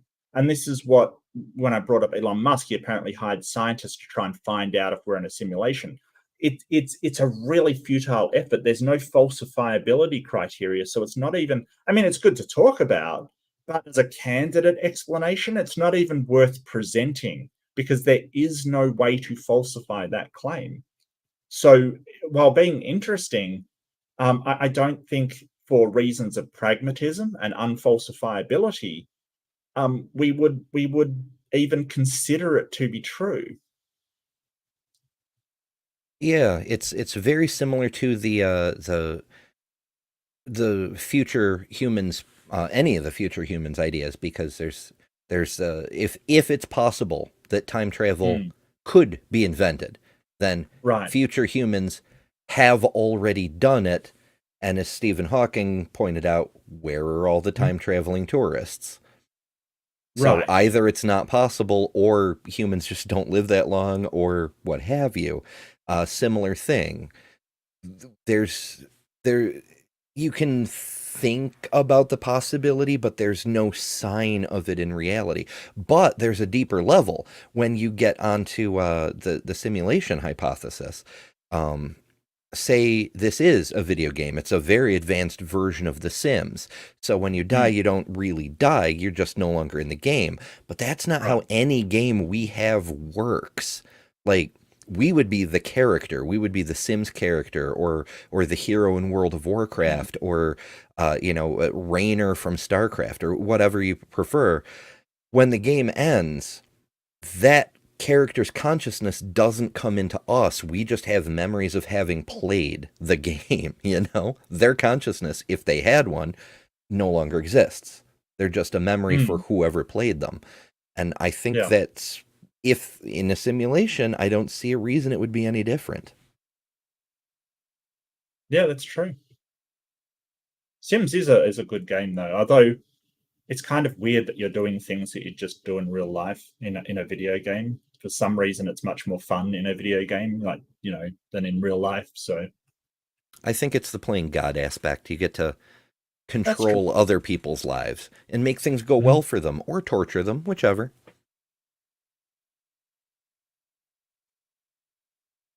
Everyone acknowledges it seems a little crazy, but the assumptions that you take on board are not so weak. And I would add to this the somewhat disconcerting idea that if in fact we are running as a simulation on a computer of the future, this computer could have been built by Mormons or Scientologists who would want to simulate the truth of their religion. And therefore, all religions could be true in this simulated universe. And we could expect to see Jesus coming back on clouds of glory and moving to Missouri as the Mormons expect. So now all of that sounds completely crazy, but it is not as crazy as the version of the afterlife that is really on offer traditionally, which has been actually neatly sidestepped here because it entails the resurrection of the dead. Most people think that the afterlife religion is offering, Christianity, Judaism, and Islam, has something to do with the soul floating off the brain into a tunnel of light and into paradise. But that's actually not the canonical afterlife. The canonical afterlife is God has to do the humble work of reassembling us. And I don't want to take more than a lot of time here, but I think we should talk about just how implausible that vision is, because that actually is the vision of Judaism and Christianity and Islam. I just want to make one quick addendum. There's also and this sums it up. He's absolutely right. So the idea of a bodily resurrection, I don't know how that would work. He's absolutely right. How would that even work? Because presumably saints that have long since crumbled to dust are going to be reconstituted somehow with their memories intact, presumably. It makes no sense whatsoever. How is that going to happen? How's that going to work? You have to believe just in magic and miracles and unicorns and sparkles is going to do it. I don't know how that would work. But in the early church, people did believe that they would be reincarnated in their bodies, but they also thought it was happening imminently, like it was going to happen before the death of Jesus. So, or in their lifetimes before their own death, kind of thing, or before some people's death. So it's. I can get down with the magic as an intellectual exercise. Like if you have unlimited power, absolutely, you can just and rebuild a person magically. My question is, if you bring back all the parts that were that person, you bring back the dust and the water, whatever, where do you get it from? Because there's that saying that like every time you breathe in a breath, something like one atom was something breathed in by Hitler. Every time you take a sip of water, an average of 20,000 dinosaurs pissed that out over the millions and millions of years they walked the earth. Same thing with our cells, our proteins, our molecules, etc. Like, who gets those? Is it the first person who used a molecule gets that molecule, or the last person, or is it a random person somewhere in the middle? Because do we have enough molecules to rebuild the 100 billion humans who have lived over all the years?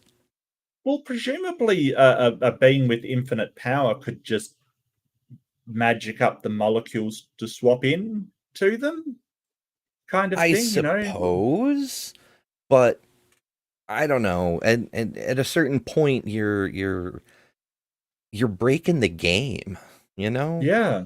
Yeah, no, I hear you. Like, and like if it's not your original molecules and it is molecules created by a god, is that even your body you're resurrecting in? We've got sort of a ship of thesis kind of going on where, well, okay, if the last guy to die has dibs on the molecules, and God creates more molecules for me, isn't that a new body? Yeah, and if we're going to do that, why bother with the version 1 bodies? Why not upgrade to the version 2 bodies that, don't wear out? Yeah. Maybe we can photosynthesize. Maybe we don't have to kill to eat. Or, hell, maybe we're robots. Like, screw the physical bodies. Maybe... Ooh, actually, that is technically maybe possible in a very certain roundabout way. Build robots and then create a device that's capable of looking back through time. Because, due to speed of light limitations, 30 light years from Earth, if you look back at Earth, you're seeing what happened 30 years ago. So you create a device that utilizes gravitational lensing to look backwards through time by effectively being, dozens of light years, hundreds of light years away from Earth. and you download a long dead person's consciousness into the robot body. We couldn't do it now, but it's maybe kind of possible-ish. I feel like we're galloping towards altered carbon at the moment, if you've ever seen that. Is that the one where people download across interstellar distances into bodies that they call sleeves? Yes, correct. And okay, they have, I read the but book. It's not just that. It's sort of. I only saw the series. The first season was good. Second season was terrible, as far as I saw. I didn't watch all of it, but they have a disc that if they die, they just have to put it in another sleeve. And there's all these questions about sort of rich people and they can afford it. So it's sort of class stuff. But yeah, it's kind of weird. It's kind of weird. Like it raises some questions. But is that immortality? Is that bodily resurrection? It's very strange. Well, But it's a different body. I thought it was weird because of that one copy rule. Like physical bodies are so fragile. It seems dumb to restrict, like maybe only have one active copy, but have like a saved master backup in whatever data storage unit the minds are kept in, in case I think a version of you dies. I think the one body rule was only like the thing is that you could only have one active at a time. Like you only had one consciousness disk, but they would have multiple sleeves kind of thing that they would use.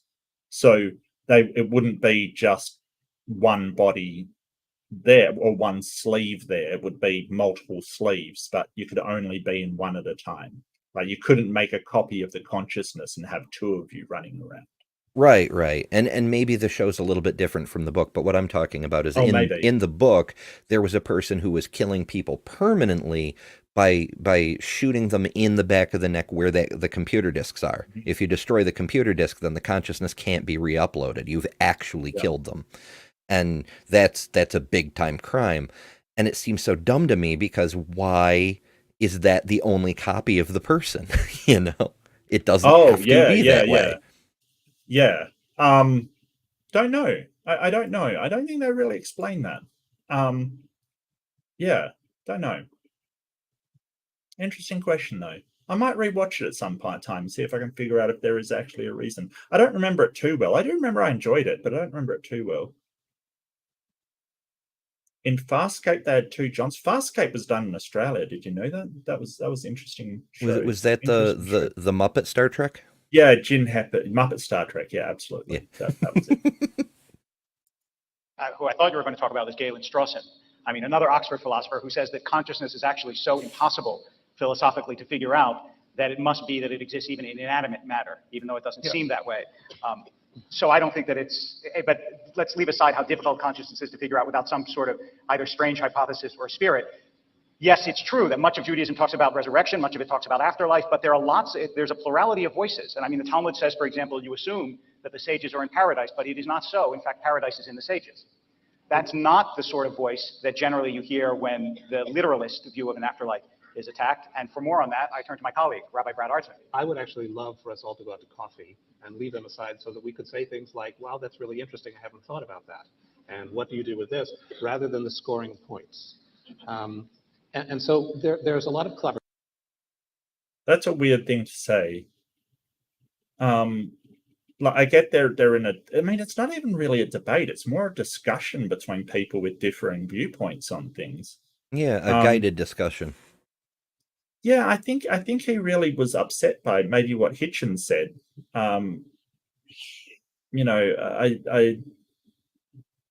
It's a very odd thing to say. I wish we were having coffee, so it's about, why can't you just go, yeah, that's really interesting here. I don't know why that would be. I think maybe he thinks the oppositions would say, hey, that's really interesting, but he hasn't said that much that's interesting yet. So I don't know. What a weird thing to say. I don't. Maybe he just wishes he had coffee instead of waters, which is why I bring true, yeah. both coffee and water to, every show. Oh, I'm such a cheater. I get my wife to make me coffee when I'm otherwise engaged. She's just the best. Like, seriously. Big shout out. Impatience Amy, if you ever see her in the chat, say hello. She's lovely. And as you said that, I had some water. Stay hydrated. I will. Okay. And there are a lot of quips. But at the end of it, what it sounds like we're saying is that religion is a monolith, and the worst of religion is compared to the best of science, which is fluid and evolving. And I'm halfway there with you. I think one of the greatnesses of science is its capacity to be self-reflective and its capacity to change convictions. But the wreckage of scientific error is fairly impressive, and the diversity of religious thought is also, I think, undergirded. Unfortunately, I think in part because we all had bad religious education as kids, and we're still in recovery. So religious Brad, trauma is a big actually, problem. I want to accept your challenge, but what do you, I mean, is Maimonides the worst of religion?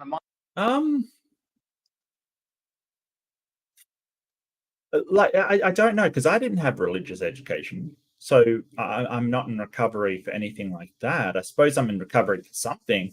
But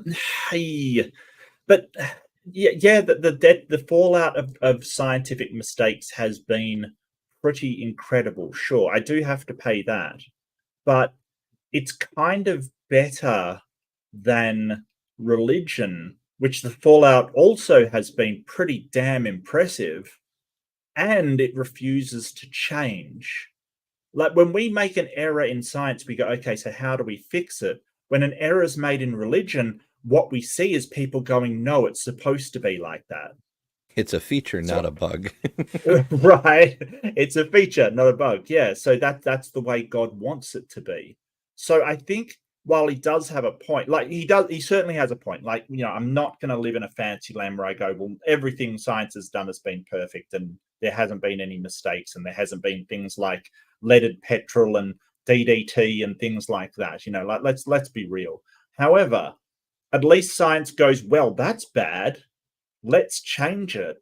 And when it hasn't changed, like, for instance, the effects of smoking, for instance, it's been outside influence corrupting science, like capitalism corrupting science. So I think that a lot of the things that science has done is people misusing it for another purpose, like, say, nuclear weapons, for instance, or, you know, we don't know how bad it is of what we do, kind of thing.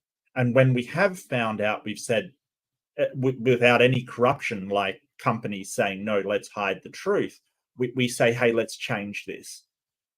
Whereas, you know, things like the Inquisition and gay rights and things, the churches really have to be dragged kicking and screaming into the modern era where we don't do that thing anymore. And might I add, still some people say, you know, there's no person in science saying, hey, maybe we should still use DDT on our crops. You know, no one's saying that. Maybe carcinogens are actually beneficial for society. Nobody is saying that. But we do have people in religion saying, hey, maybe we should treat these people badly because the Bible says this.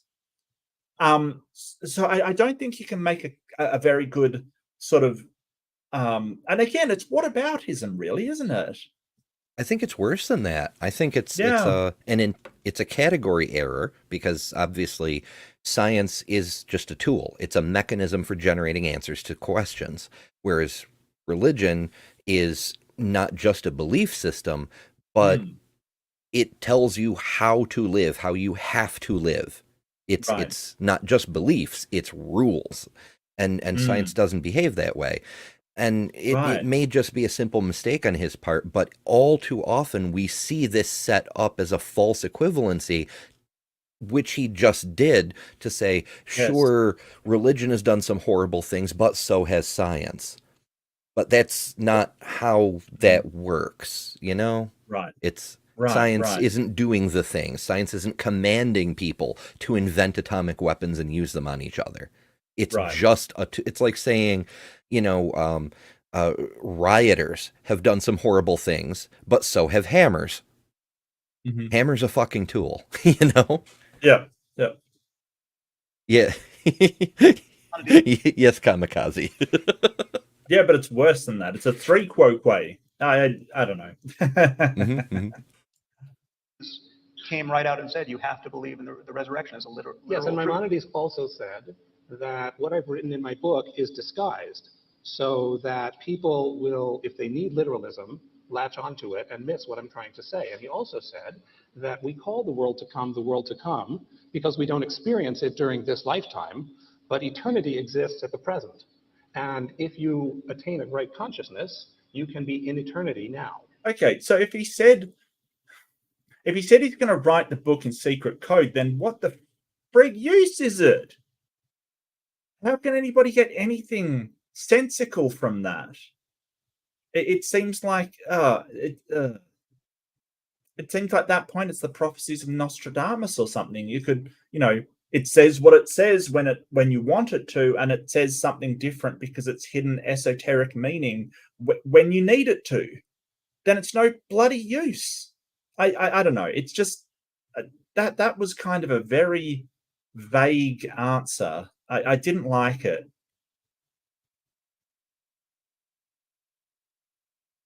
Yeah, So the challenge is, I keep thinking about the of course, Jewish rabbis wouldn't believe this, but it comes up a lot when dealing with Christians, all the prophecies about Jesus. And I always go right to the first one, a child will be born in Bethlehem and yada, yada, yada, and he will be called Emmanuel.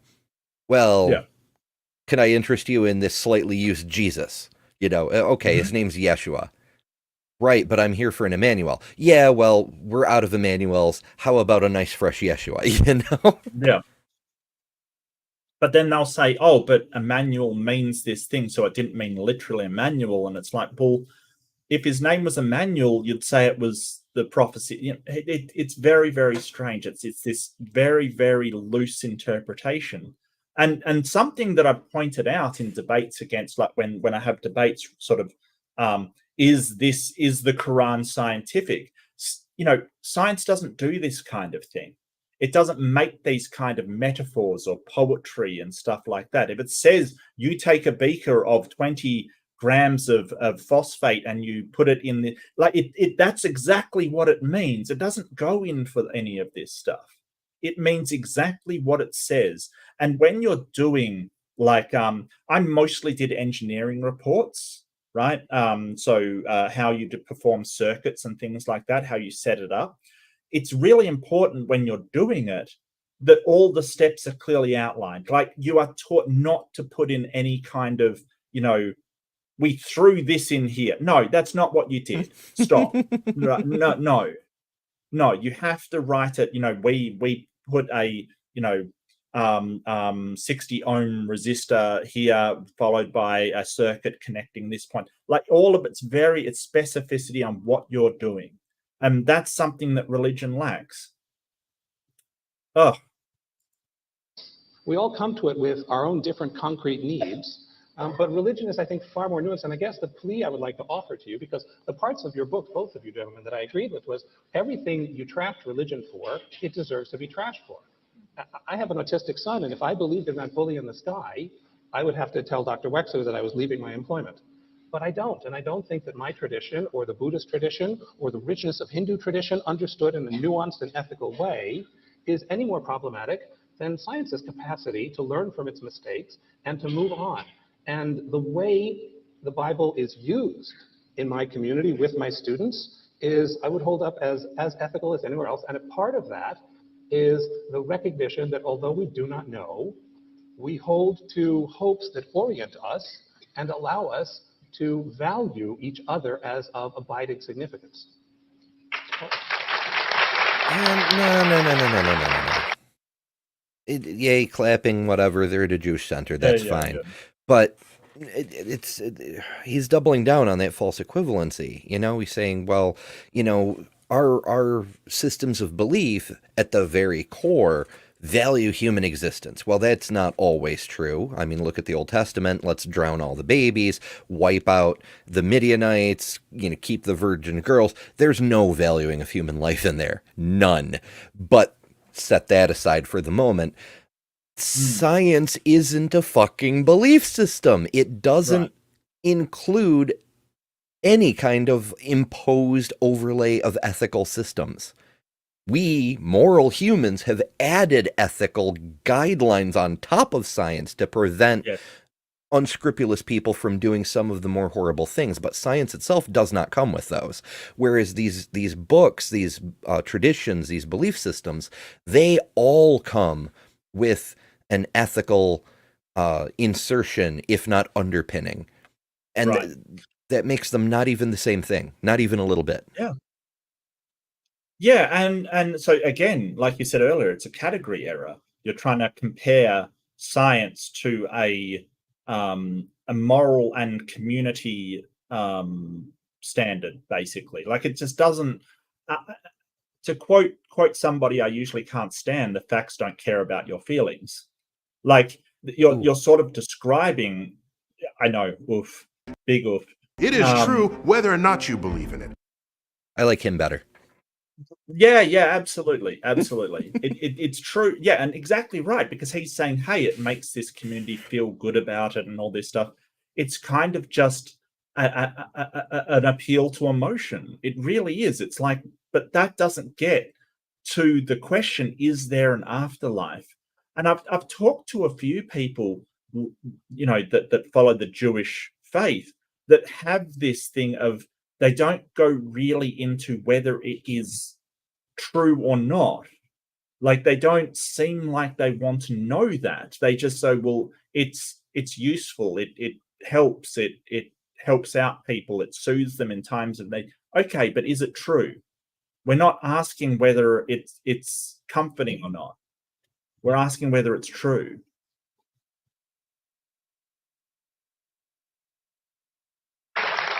Which can be done by anyone who repudiates the supernatural.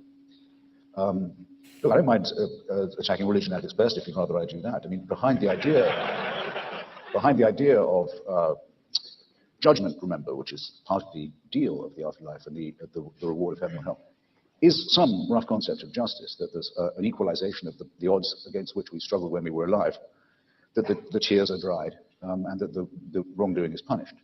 Very, very old wellspring of human aspiration. Why do the wicked prosper? I would really like to know. And why, as Hamlet says, so much contumelious heat on the patient and the meek. Now, the reason why Sam's Oxonian friend disturbs us when he elaborates his theory is we don't like to think that we're just digitized by someone else's brain, that we're rats in some maze, someone else's maze. Nor, though, rather interestingly, do we like to think that everything that happens to us is random. We repudiate both ideas. They're both equally distressing.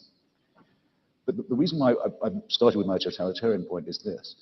Take the case that I still can't get out of my mind. You remember reading about it, the woman in Austria who was kept in a cellar by her father for 30 years and raped every day and brought him children who he raped also.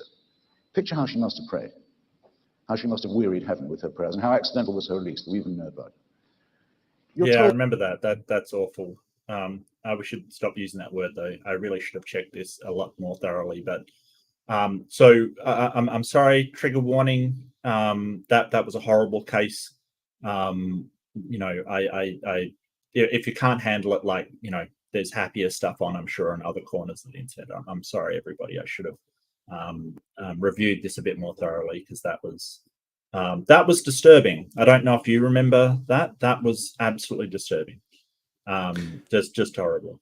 I've heard a number of similar stories, but I got to call Hitchens out on this one, because this is an anecdote. This is appeal to emotion as well.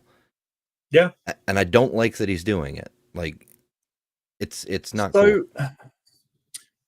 I think, yeah, kind of, but he's sort of so really, I think he's angling at the problem of evil, which may or may not, and this is something that I do think that Hitchens, like I said earlier, he knocks his bow for the classic triomni God, really.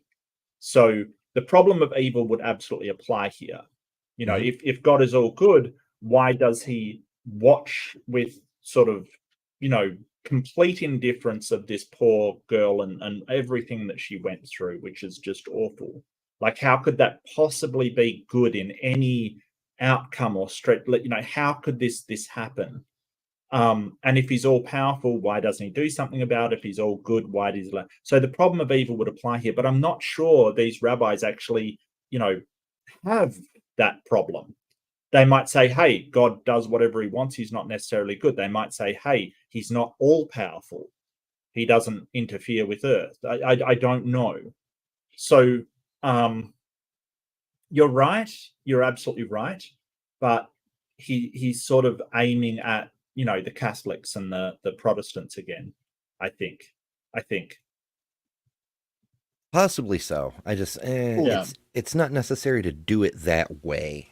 Like you could say, you yourselves have suffered a misfortune. How many of you have lost car keys and prayed and didn't receive a miracle to help find them? Like, it's not as emotionally engaging, but it makes the same point without possibly triggering people and without being so obviously manipulative. Those tears will be dry, that'll be compensated. In other words, that has to mean her suffering was part of the plan. We let that happen. Yes, we did know. We do take responsibility. That was part of the design, but it'll be better later. I think that makes her suffering meaningless, and in fact rather obscene. We'll do that to her, but we'll make it up later on. Take another great Austrian, now deceased, born in Braunau on the Inn, and dead in May, I think, 1945. Yes, that was all part of the plan too, but believe me, we'll see to it that he's punished for it. Now, if you don't mind my saying so, Rabbi, that kind of thinking seems to me to materialize both the worst in the concept, the horrible idea of the human being as an experimental object, in a design that's opaque to us, where we're played with, and to maximize the horror of randomness. Pick one Austrian, make him very nearly the ruler of the whole of Europe, another Austrian, and keep her as a prisoner of her rapist father for 3 decades. And that's all part of the plan too. So it's maximizing chaos, and it's maximizing tyranny and deliberate cruelty. And that's why I think reason has to repudiate this whole means of thinking. Yeah, and you're right. It is an appeal to emotion, but he's trying to get onto the problem of evil. I agree. It is slightly manipulative. I think one thing we can say about Hitch is he will always go to the most extreme example to make his point. I think that is a hallmark of the way that Hitchens debates. And sometimes I can't say it's not effective. I think that he's angling for the most evil, because the more evil something is, the more unlikely a omnibenevolent God, an omnipotent God, would allow it. So I think that's why he's doing it. I'm not saying that it's honest. I'm saying it has the most impact, which you're right. I think that this is a bit too far. I wouldn't go this far. Oh, yeah, for sure. And in fact, it's a little bit hypocritical of me to do that, because I myself make the case that we're, big picture-wise, we're in a situation where there are legitimately crazy people who actually want to kill us. And so for us to not use every single tool at our disposal to be policing each other and saying, oh, you should have pulled that punch, that's borderline suicidal Right. I think that any sort of stratagem under that situation, but I mean, he's not under that situation, but I know that he believes that religion is an absolute poison that needs to be, that is the worst thing that ever happened to the world. So under that, I mean, I get why he's doing it, but he probably could have chosen other examples, like I think the Nazi example, even though it's kind of cliched, is probably a better example. The plan was to make this Austrian guy a leader and chancellor of Germany and have him, almost wipe out a people. And that is better because also it ties into, why do it to the Jewish people, the chosen people as well. All part of the plan.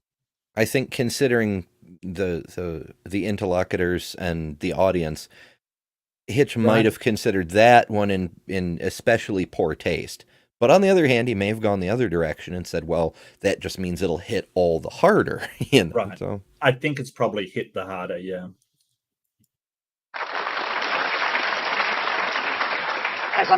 Reason and justice too, I should add. As I'm sure it would if religion thought that way, but it doesn't, in fact. Wait a minute. No, wait. I'll give you your time here, please. Okay. That's the move that's really not open to you. If you want to change the subject to a truly purified wisdom tradition that is non-dogmatic, that's just open to mystery, you have to. No, I'm not going to do that. Okay, but if you Wait, want to follow the path. You have to hear the move before you repudiate. No, but I think you're taking the move that Bradley. You think so, but I might not be. Well, let me just tell you what I heard you do. Okay.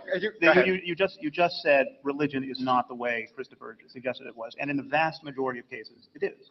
And so you have to at least admit that we are not caricaturing. 50% of Americans think they're going to see their pets in heaven. Okay. Is that true? that I didn't quite hear that. 50% of He said Americans. 50% of Americans think they're going to see their pets in heaven. I don't have data on that, but I have heard a lot of people. Hell, they made a movie about it. All dogs go to heaven because, you know, of course, the very good boys all deserve to be up in the clouds and whatnot. Except what about that junkyard dog that, you know, ate your toddler's forehead or something, you know? It's a little weird, but yeah, a lot of humans in the US at least lean in that general direction. Wishful thinking, of course, but the whole thing is, so why not? I guess it's really weird.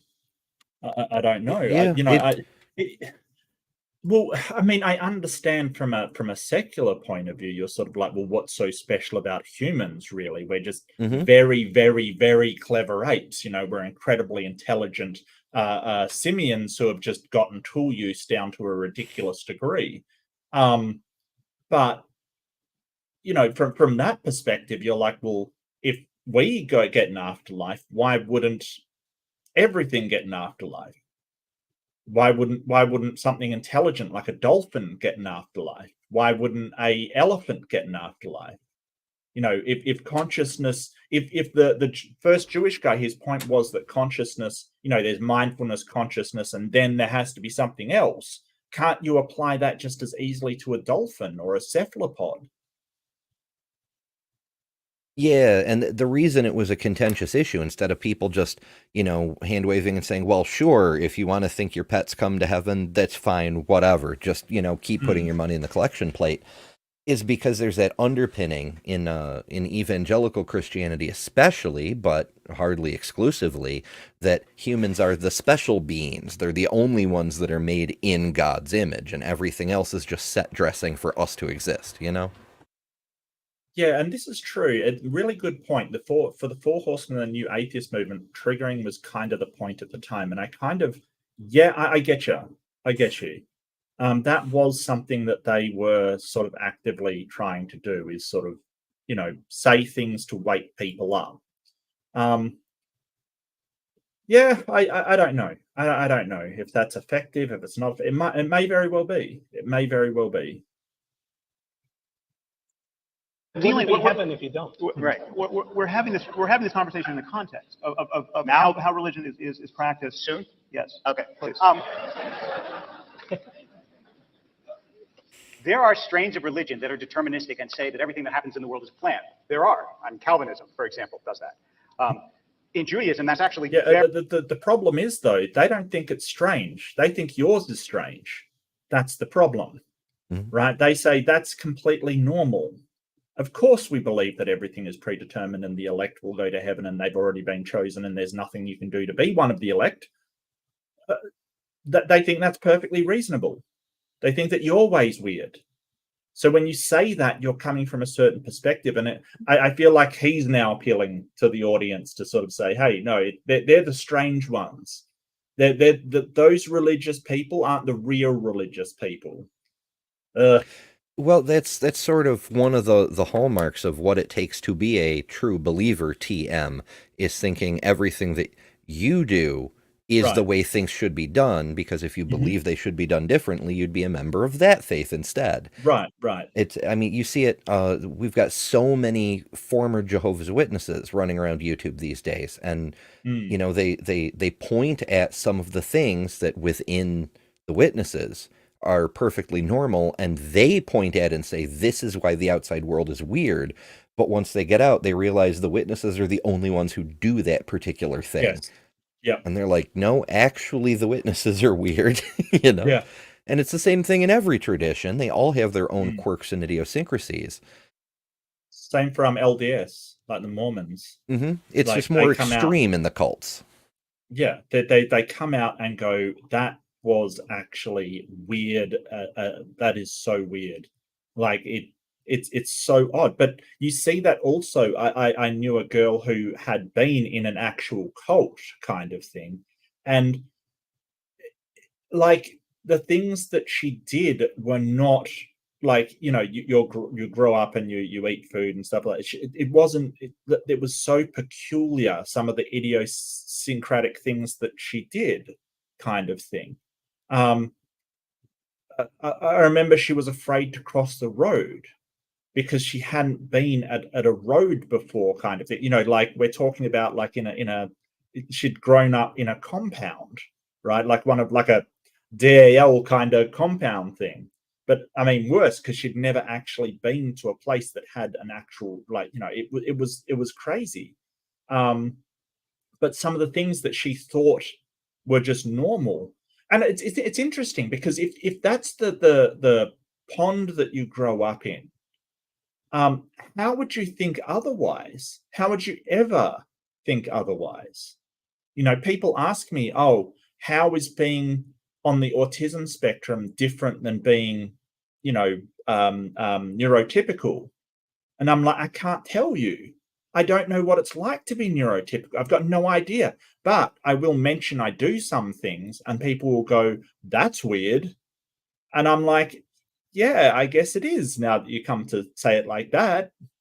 But, you know, you can't blame people for that. But at the same time, you're right. Religion sort of says, hey, the way they're doing it is wrong. The way we're doing it is completely normal. I mean, I guess that's why we can watch those. I had a stream on Fundamentalist Fails on talking in tongues or just babbling incoherently if you know, you're not growing up in that. You know, and I had people in the comments sort of going, you know, I thought that was completely normal. And now I look back on it and I'm like, what? And it's like, yeah, it's so weird. And there's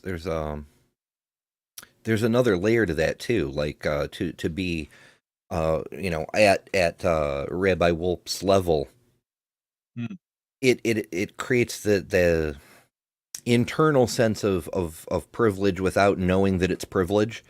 Like, the way I do things is normal. Yeah. Everyone does things this way, because even if you're aware of other religions, even if you've studied them a little bit, you still have the one that you're invested in as the central pillar of capital T truth. All the others are, maybe they have some good ideas, you know? So it's a skewed perspective. It has to be, because if it weren't, you couldn't be a rabbi in that religion. You'd, if you cross that bridge, that one bridge too far into really understanding the other faiths, you wind up in secular land. You can't help it, because you realize they all have similar claims and they're similarly based and evidenced, and you're like, you know, there isn't a reason to put one over another. Even if you don't think there's nothing, you may still believe in a higher power. You may still believe in some kind of God, but you have to acknowledge that there's no reason to believe in any one tradition over any other. So you're left with that agnostic, who the fuck knows which one is right? Or that non-denominational, I believe in God but don't know anything about him kind of fuzziness that you see from some people. You know, they're like, oh, well, I used to be, there basically goes, what do they say? I'm religious, but I'm not in a religion kind of thing, which is, you know, sounds like a bit of a cop out to me. At that point, I think you're doing your own personal religion. But it kind of reminds me of when people say, I love you, but I'm not in love with you, kind of thing. Yeah, we're playing with the meanings of the word love. Yeah. I also enjoy people say it less than they used to, but back in the day, they would say, I'm spiritual but not religious. And it always made me chuckle, because using the colloquial definition of spiritual, that's like, I'm religious but not religious, which doesn't make sense. But then also knowing the history of the word spiritual, it's only been since like the 1960s-ish that spiritual got affiliated with religion because of the New Age movement and yada yada. Prior to that, spiritual was basically capital S spiritualism. That's the belief in ghosts and seances have the power to bring people into the room. It basically was its own tradition. So saying I'm spiritual but not religious is like saying I'm Christian but not religious. It was animist, basically, that you thought that spirits were animating things that did things, basically. Spirits were what caused the wind to blow, and what, that's essentially what spiritualism is. It's attributing certain things, whether it's, not the wind and stuff anymore, but certain events and phenomenon to spirits and supernatural entities, basically. But it's not a religion because there's no God. Which isn't necessarily true either, because just because there's no particular entity to make sacrifices to or make offerings to or whatever, you can still have all the criteria of religion, the practice of worship and the dictates and the dogmas and the potential for heresy and being excluded from the community because you're doing it wrong, and all the features of religion, just without a specific God whose dick you have to suck. Mm-hmm. Basically. Very rare. There are a couple of notable thinkers who say that, but almost no notable Jewish thinker believes that what happens here is preordained by God. And in fact, free will and the free will to do horrendous things is built into the system and is the prerequisite of the chance of human beings to both sin and also to do wonderful things. So when you say that God made this man do this, that's all part of the plan, and she's going to be rewarded in the afterlife for the horror that God inflicted on her here, I can, with all good conscience, say, look, I'm not going to speak for the pet envisioning Christians that you speak for, but I will speak certainly for my own tradition and say that that's not actually what Judaism believes. It's not what almost any major Jewish thinker says, and I wouldn't believe it if it did say that. That's a great cafeteria to be shopping at. Take your pick. What do you mean, take your pick? I just said that almost no major Jewish thinker says that, and if they did, I wouldn't agree with them. Both of you, confronted with Sam's perfectly clear attribution of the words of the Rambam, you said, well, it's as likely that paradise is in the sages as the sages are in paradise. I didn't say the Talmud. Yes, all right, the Talmud. And your colleague says, Maimonides writes in order to be misunderstood and is deliberate, which is, by the way, I quite agree with the Straussian reading of him that says that is so. But this is a guide to the perplexed. What you're saying is he wants to intensify perplexity. Welcome to Judaism. I also, yes. He also, look, when you... You want to intensify perplexity, and Sam Harris just says, welcome to Judaism. That's,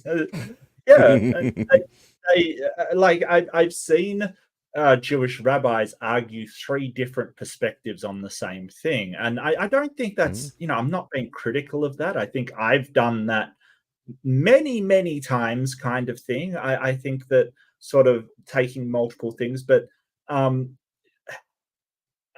I get what he's saying. I think that he's pushing back against the problem of evil that Hitchens is trying to foist on him, basically by going, hey, God he's not omnibenevolent. He doesn't necessarily say that everything's going to work out for the best. But then he's sort of opened himself up to other entailments of that. Like, why would God reward us at all?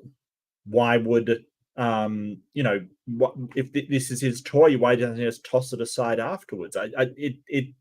It's very weird to hear somebody sort of on this track of and plus non-determinism, like it's just, it's a free-for-all out here. There's no guiding influence by God at all.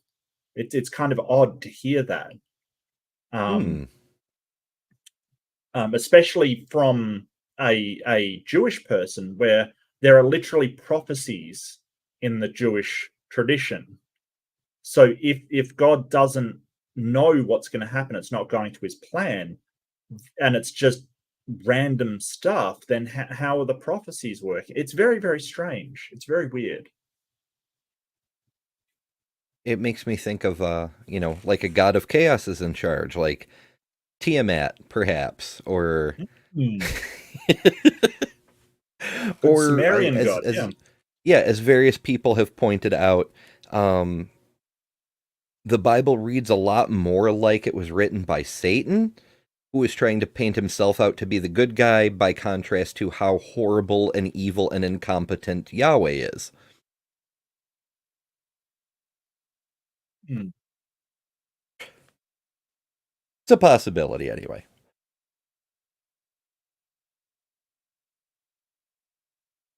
Say, for So you have example, this smorgasbord let me of give you a options which you're little helping sample of yourself. how Rambam thinks. When it says, for example, in Isaiah that the lion will lay down with the lamb, right? And you know Woody Allen's line that Yes. the lion will lay down with the lamb, but one of them won't get much sleep. So, No, the lamb, actually. so Rambam says this is not to be understood literally. It means big nations and small nations will dwell together in amity, and you should not think that the order of nature will be overturned. Now, I didn't invent that. It's right there. I can show it. It's the end of Malachim. It's the end of the code of law.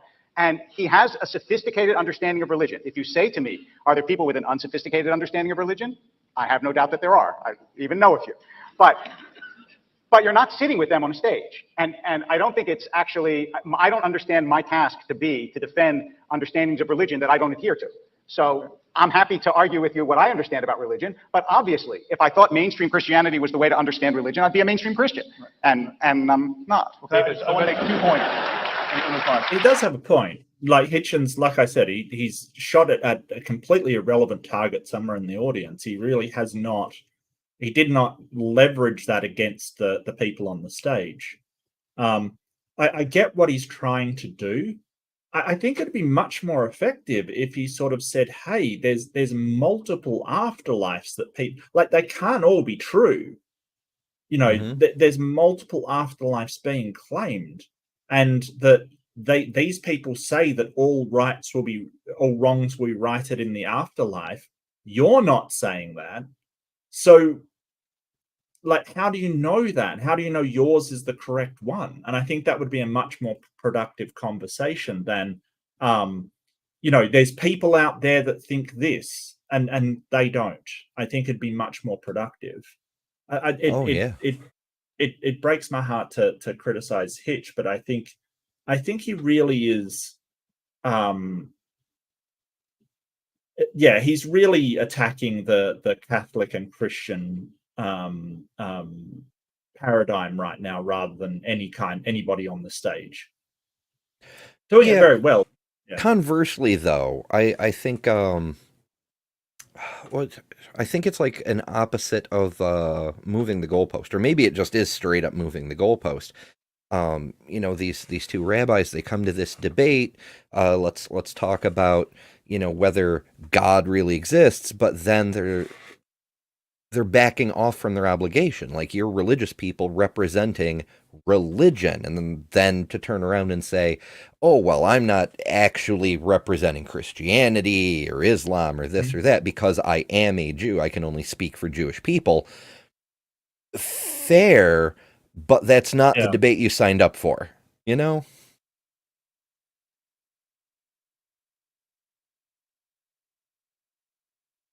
That's a hard question. Is it? No, yeah. Because I don't think he should be expected to defend the afterlife views of everybody. He should only be expected to defend his afterlife views.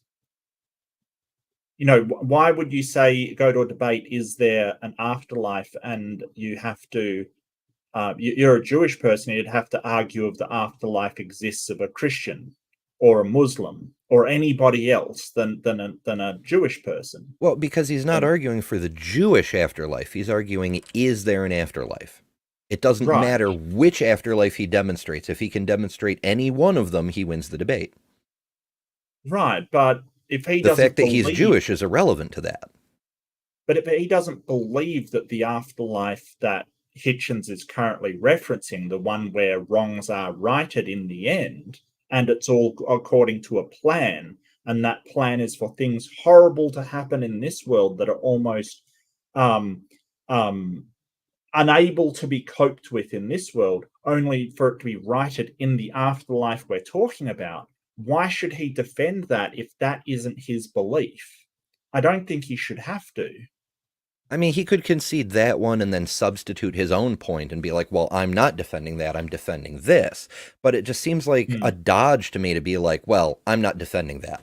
Like, that's not my problem. Right.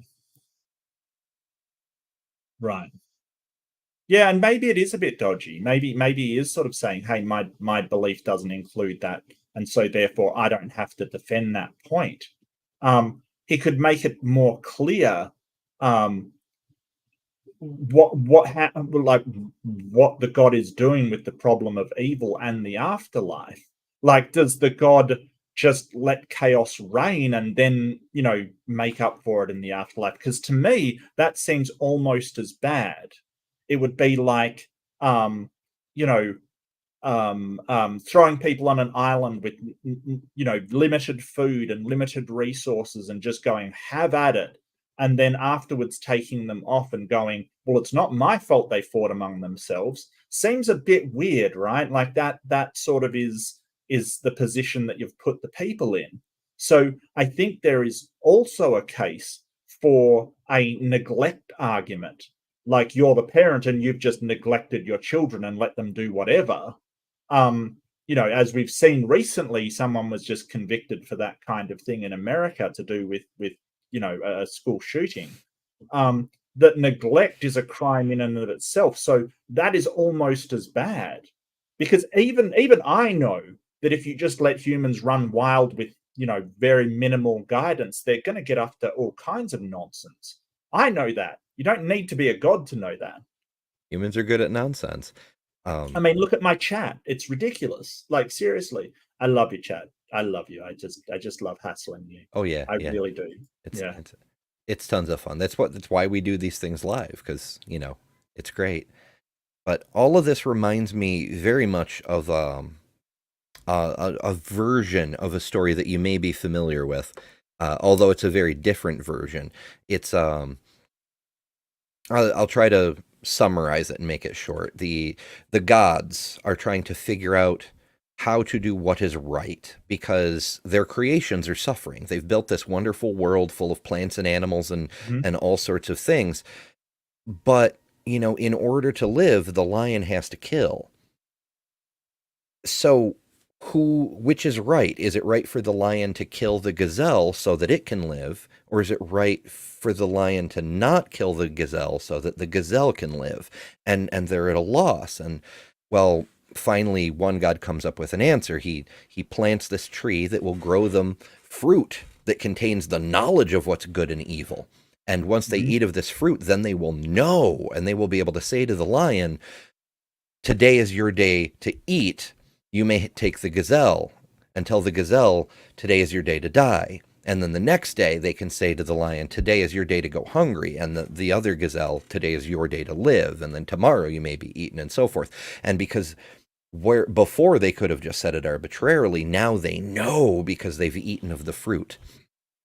And the story goes on to posit, one of the creatures got its hands on the fruit and it thinks it knows, but it doesn't really, because that fruit is only useful for gods and such. But the reason I mention it is because how do the gods know that the fruit worked on them either? On the gods? Mm-hmm. Like, do they actually know, or are they just pretending that they know? And it's the same sort of thing here. How does anybody know? Isn't it? Yeah, when belief is your only criteria for what's true, how do you know anything, Yeah, no, good point. Yeah. Interesting.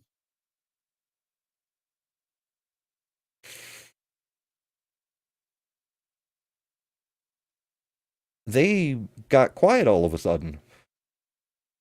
I think I cut out a section just because. What do you mean got quiet?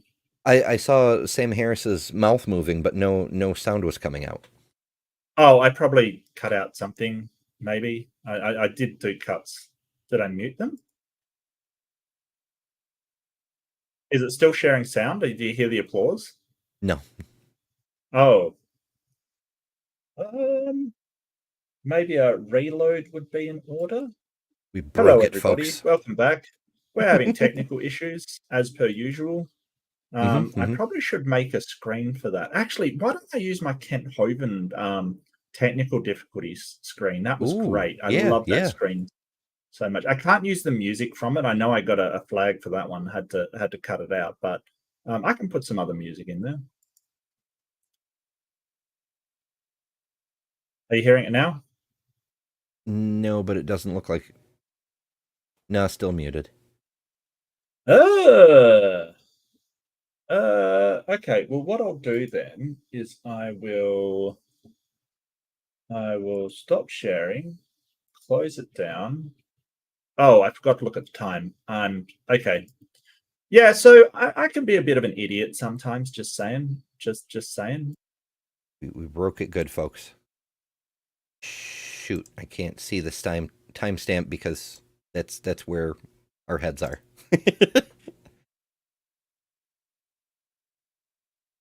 Kamikaze says 37 minutes.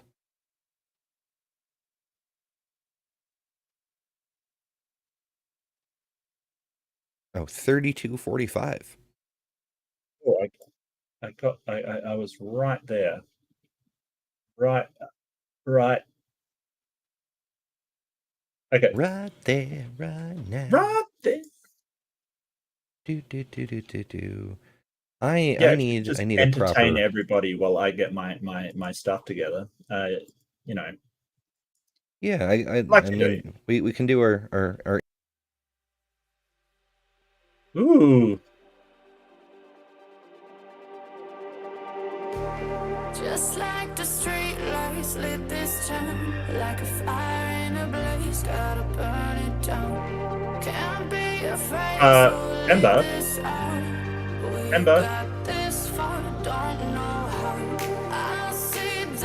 It is true, whether or not you believe. 60% of the time, it works. Ember, is that copyright music?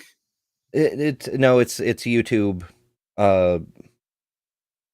YouTube free to use stuff from the creator library. Yeah, the problem is the creator library. Oh, that's fine. You don't have to reference that at all, link it, do you? No. I only get the stuff that's like free to use. Okay, gotcha. Yeah. I've become paranoid about that in my old age. That's fair. Yeah. And I gotta fix that screen because I had things that were out of line, but later. Are you hearing it now? Can you hear it? No. What is going on?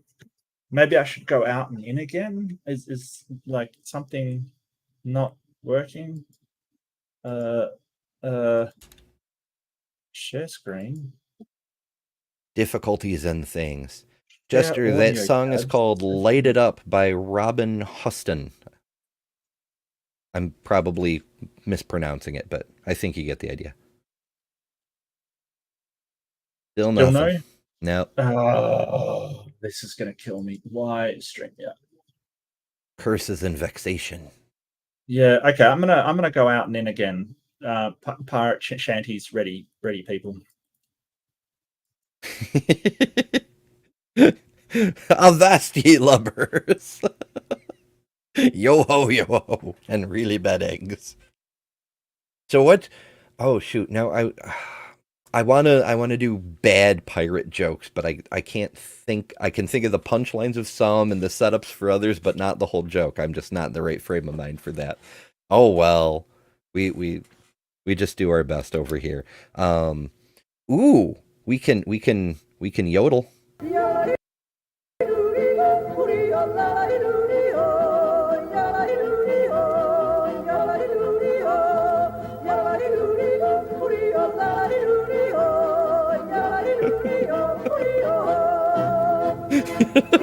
That actually goes on for over 2 minutes. There's a lot of transitional fossils. But it's just random. It's neat that way. Kamikaze says, oh, wait, can I do my thing? Sometimes I can do my thing. Let's see if that actually works today. It might. It kind of, okay, there it is. What is the pirate's favorite letter? Some would say it's R, but a pirate's first love is the C. Hell yeah, absolutely. That's an old one, but I appreciate it very much. Filthy Pete says, why are pirates so angry after using the bathroom? Without a P, they are just irate. Jur. Yeah, that song, that's called Light It Up by Robin Huston. Not Houston, Huston, I think. I haven't written it in a while, but yeah. Okay, yeah. Share audio, please. I shut down my entire Chrome, so hopefully that would have done the trick. Hopefully. Let's put it on. Make sure it's on. In a dungeon and have sex with her. Yay, sound. Okay, great. And it came back for just the worst statement ever. What timestamp was it, did you say? 32, scrolling backwards, 32:45. Okay. I see two problems with what you just did, and perhaps you're aware of them. One is that Maimonides actually said that this could not be understood allegorically or in any other way, but literally he came back 25 years later after he had been misunderstood in the Guide to the Perplexed and wrote, I think in his commentary to the Mishnah, that the resurrection is a literal truth, has to be believed in. There may be some caveats there in his theology, but he was talking about bodies being reanimated. The other issue is you made this sort of artful move to the free will loophole. You said people have free will. If a man wants to lock his daughter in a dungeon and have sex with her, God has allowed that because he's given us this rather diabolical freedom. That doesn't cover all of the other suffering for which only God can be responsible if he exists. Yeah, good point. Good point. So natural evils, why the tornadoes, the hurricanes, the floods, the famines, why drought? Why does he drought? Diseases. Right. Million children. Right. I agree. I just talked about dying every year. Yep. Through cancers and violence and accidents and lack of access to clean water, and this is God's fault if God exists. I mean, either he can do nothing about this, or he doesn't care to. So either he's impotent or evil. I mean, this is the problem that the free will doesn't get you out of. David and Brad, I wanted to pick up on that point in the context of this afterlife issue, which is... That is an amazing point. Absolutely. So what we had here is Hitchens set up the problem of evil. And he did it in a very roundabout way, but yes, that's what he was angling at. The rabbi jumps in and says, well, there's free will and, we get to choose what we want in life and God doesn't, mess with life. But Harris has done something amazing. He sort of cut him off and said, hey, even if everything is not predetermined, God still designed or created or sculpted whatever world we live on with viruses and cancers and volcanoes and floods and famine and all of this stuff. You can't get out of that responsibility. So either, as he said, either God can't do anything about it or won't do anything about it. If he can't do anything about it, then he's not in any way powerful. If he won't do anything about it, then what a bastard. It's a good... Well, there is one way around it that it's not the best answer, but it bugs me a lot that theists often don't use it. The but it's necessary though argument. It's all part of the plan, and there's a reason the plan goes that way. For mysterious reasons. Well, here's the thing about that. If you're saying that the plan will ultimately be good, then you have to say it's good that that happened, right? If you're saying that at the end of the day that will be a good thing, right, then you've got to say that that is good. Like when you say, I kind of think that if you've got something that you're trying to do and you're forced to go through a lot of hardship, it's still good that it got done. So you still have to acknowledge that it is good, and presumably God can choose any plan that he wants. Well, I don't know. That doesn't seem to follow to me. Like, as a for example, it is good for me that I'm transitioning. Like, I get to stop living in the fucking box and actually right. stretch out and Absolutely. be who I am. Yeah. Yep. That does not mean that the things I have to go through, dealing with people who think that makes me a monster or an immoral being or whatever other pejorative you care for, it doesn't make those good. They're a necessary thing I have to get past and deal with in order to do what I need to do, which is a greater good, but it doesn't make those other things good. Because but you don't have the burden of having to be all good, right? Omnibenevolent. You don't have that burden, while God does.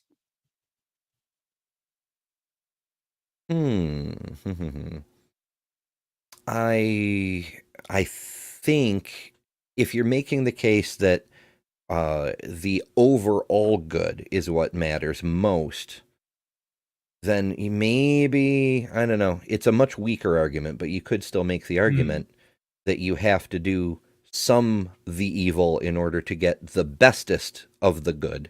But if you're all powerful, why would you have to do it that way? You'd have the ability to accomplish anything you want by any means you want. You don't necessarily have to go through the horrible things.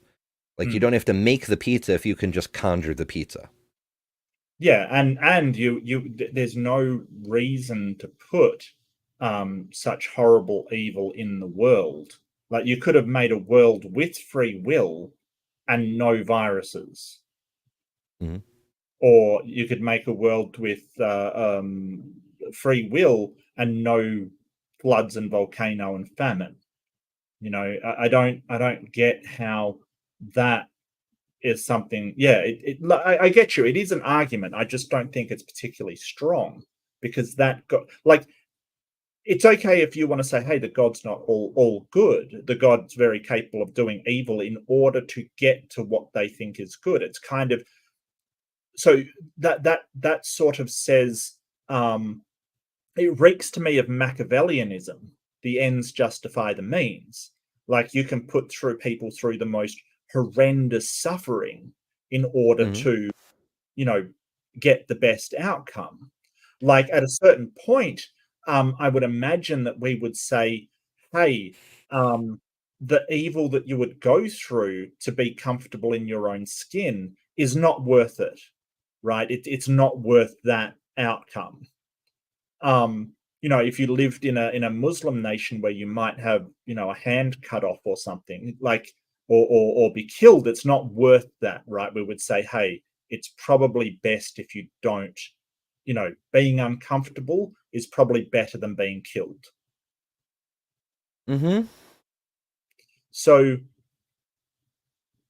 yeah, no, I think I'd have to consider that. I think it's a good. You know what's really crazy? This is like 10 times a better argument than I've heard from any theist. That's the thing. That's what I mean. It bugs me that theists don't bring this up, because even if they're up against, Hitchens and Harris, they're probably going to lose with it. But it's still a much better argument than what they're making. Right.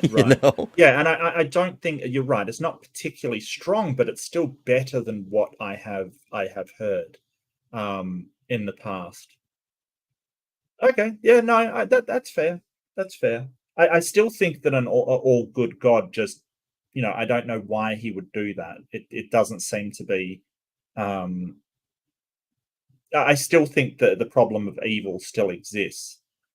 But as I've said, it only applies to an omnibenevolent and an omnipotent God. It doesn't apply to anything else. Right. And an omniscient one, I suppose. Yes, There's a tri-omni. Zeus, Odin, Yeah, Vishnu, no problem. none of those are subject to the problem of evil Correct. because no one's saying they have all the power. Mm-hmm. If you believe in a just God, how could you not believe in a world to come where the good receive benefits and the evil are punished? Look, the challenge here is everyone has great clarity in the God they don't believe in. And I don't believe in that God either. Right? So, Oh, what a fucking cop-out. Yeah. Plus, you seem to have great clarity in the God you believe in as well. Yeah, that too. It just, I don't know. It just bugs me because, we've heard Frank Turek use this as a dodge. Like, oh, well, you say God's not real. Well, describe this God to me. Oh, well, I don't believe in that God either. You can never pin Frank down on exactly what the fuck he believes because he only doesn't believe in the same God that you don't believe in. Yeah. What's God? So how do you tell us how you understand gratuitous misfortune visited upon the innocent? Like being in a debate like this. Oh. My condolences. Not forgiven. So, look. That was kind of funny. I'll pay that one. That was kind of funny. I like self-deprecation. This is a talk I give to first-year rabbinical students and congregations all over the country. It is a medieval mistake based on Aristotelian thought that God has to be a simple, unmoved mover, and thereby eternal, omniscient, omnipotent, and omnibenevolent. Right? Those are terms that don't exist in biblical or in rabbinic Hebrew. So I apologize for the way the philosophers kidnapped the traditions, but it's not in the Torah. There is no Hebrew word for omnipotent. Do you know he's not answering the question? Like, he asked him, how do you account for all this suffering, kind of thing? What's the answer to all this suffering? Yeah, and he's like, sort of telling us what God is not. Yeah, it's great that you're saying, well, it's not God's fault. Fine, but what is the cause? And if you sort of saying, well, God set up everything physical and just let it run, then it's more like a deist God than anything else. A lot more has to be explored here. Like, if the God isn't powerful enough to stop, a polio when we can, and for some reason we're bringing it back, I don't know why, then why would you believe that God can provide you with a solution to death itself? Yeah, God can't save you from the disease he created, but he can save you from fucking death. Yeah, it's a bit weird. It's a little sus. But we did wipe out polio. We essentially vaccinated the entire world against it, and until people decided that didn't work anymore for some weird reason, which has got me very, very frustrated. But, it's kind of this, well, we can't provide an afterlife. Why should we listen to God then? Or is he trying to say that he's not omnibenevolent? He's just a prick sometimes. Like, he just had a bad day, felt really, really crappy and lashed out and created polio. Like, what are we talking about here? I don't, but he's not making that clear. He's being very vague about it. Oh, well, it's not the tri-omni God. Well, then what is the God doing? What is this? And, I really want to know. Meaning all powerful, and the concept is a nonsense concept. So you're saying God doesn't have the power to change these things? Yes, of course that's what I'm saying. I'm saying that what God has is a different kind of power than the power of the dictator that Christopher Hitchens and I both despise. And that what I look to God to be is a persuasive power, more comparable to a teacher or a lover or a parent Please love your God, but don't love your God. We've met people that do that, and they're not exactly stable. So, yeah. The lover parent, that's weird. But also, yeah, the God described in the Old Testament literally is a dictator. That's the only power he ever had, was to say things. Mm-hmm. Like, we go back to Genesis 1, you know, our friend Ken, shit, wrong button. Our friend Ken's favorite passage where, you know, God spoke a magic spell. So all he did was speak and created the whole fucking universe, apparently. But inside that universe, he's not only not omnipotent, he's barely potent. You know? Yeah. Like, he's no better than any other god who did not create the universe, and less powerful than most. So why worship that god?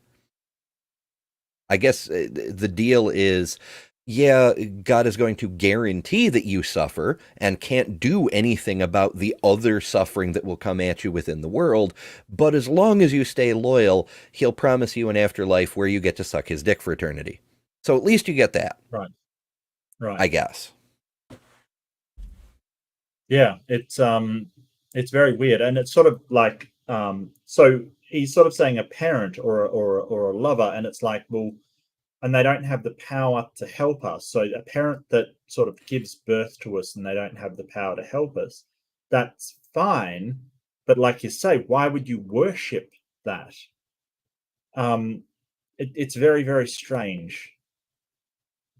Who teaches and inspires you to be the best by seeing your potential and by giving you the vision and the power to rise to it. But I don't believe in a God who breaks the rules or who can intervene or who can do magic.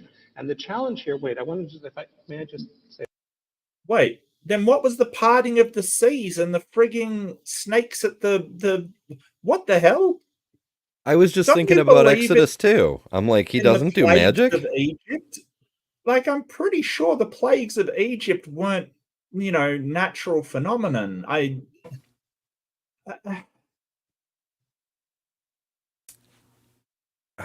It could have been a very conveniently timed natural phenomenon, but then there's all the other things, like, you know, manna from heaven, turning shit to blood, or you know, just. I'm thinking of that passage where Moses is on the mountain receiving the second edition of the Ten Commandments, and Yahweh wants to smite the Israelites for building the golden calf, and Moses says, whoa, whoa, whoa, Yahweh, all-powerful Lord, you don't want to do that. And Yahweh's like, why the fuck not? They've offended my divine essence and yada yada. And Moses says, well, what will the other gods think? Yeah. Like, never mind that these are your chosen people that you have worked to save and all this bullshit. No, we're worried about the rep with the other gods. Yeah. One more thing before you leap on me. Sure, sure.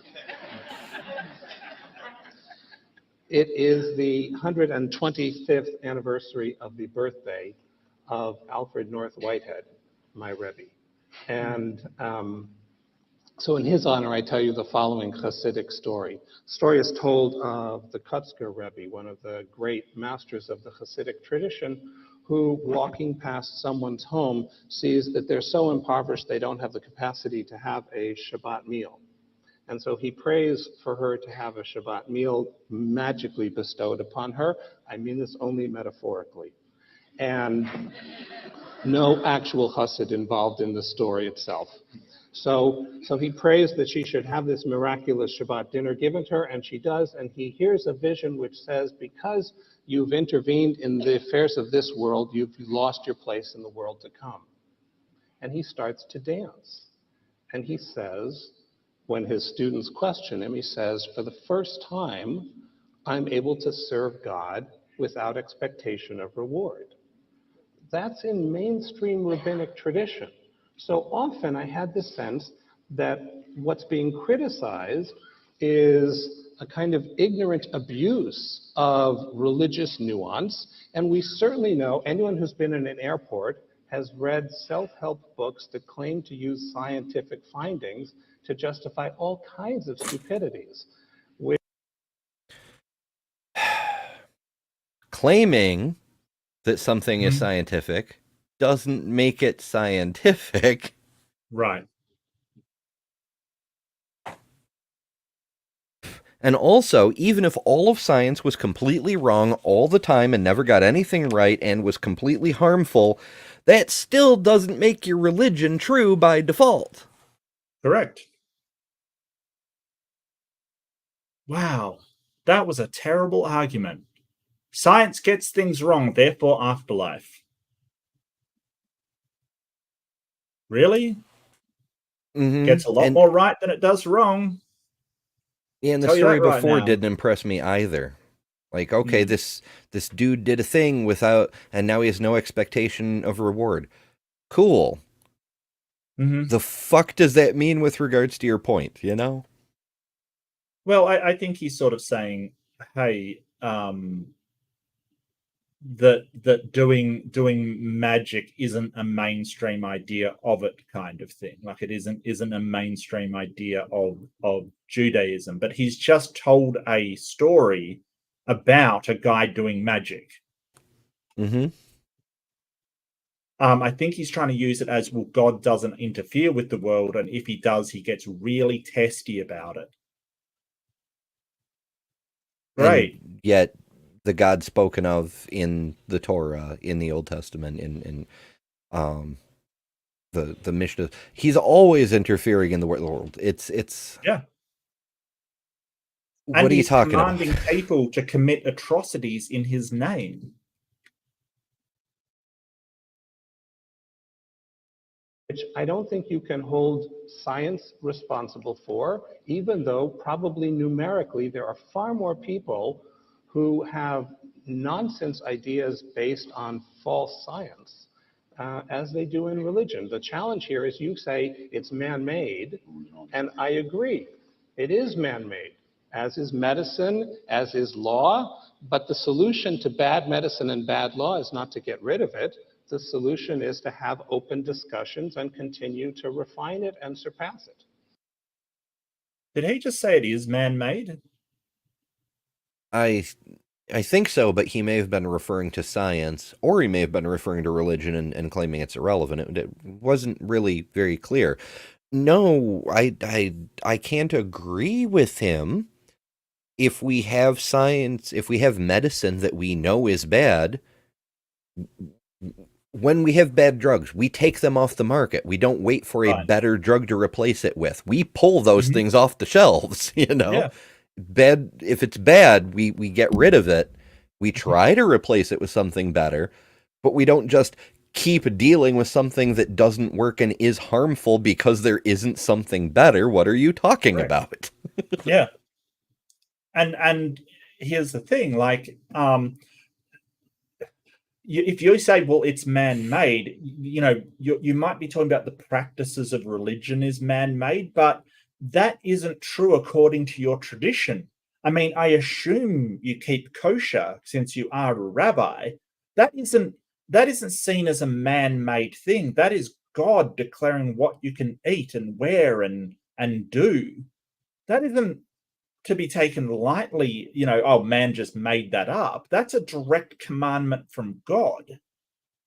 As is a lot of the things in the Torah, is a direct commandment from God on how to behave.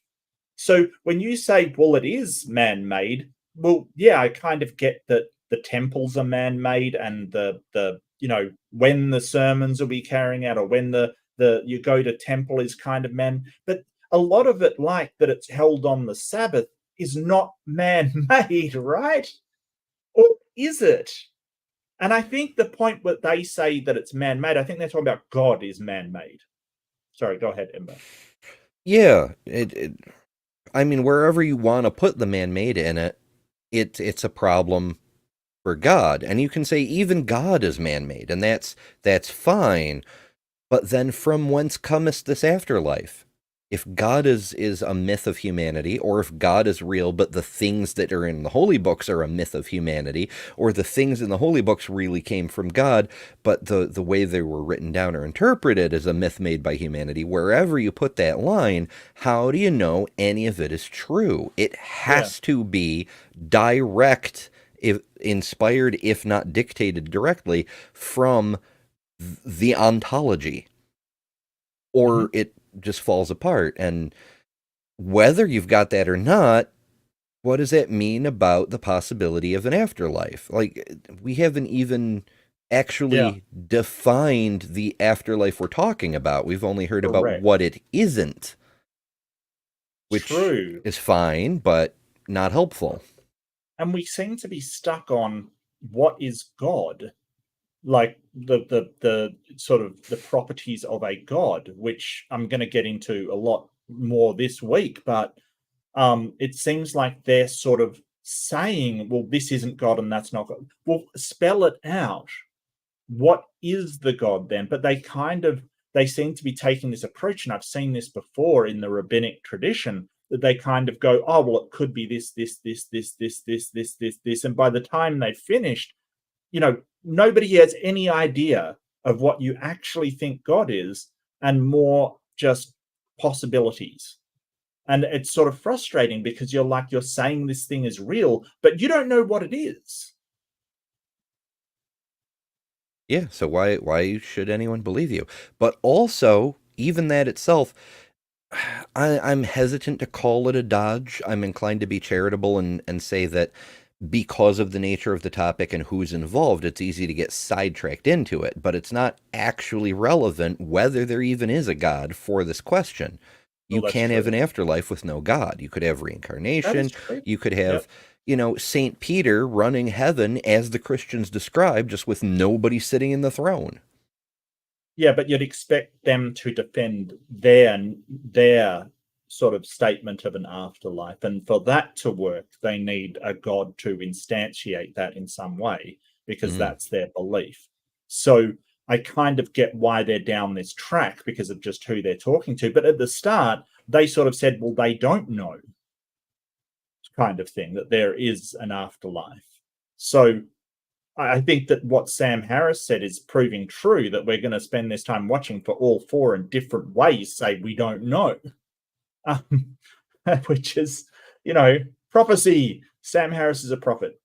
He's a prophet, I tell you. Oh, yeah, absolutely. In fact, people say there's no such thing as prophets, but what is required to be a prophet is you draw upon a mystical source of knowledge, mystical defined however the hell you like, in order to predict something will happen that has not happened yet, that you yourself or the people listening to you cannot cause to be fulfilled by, self-fulfilling the prophecy sort of thing.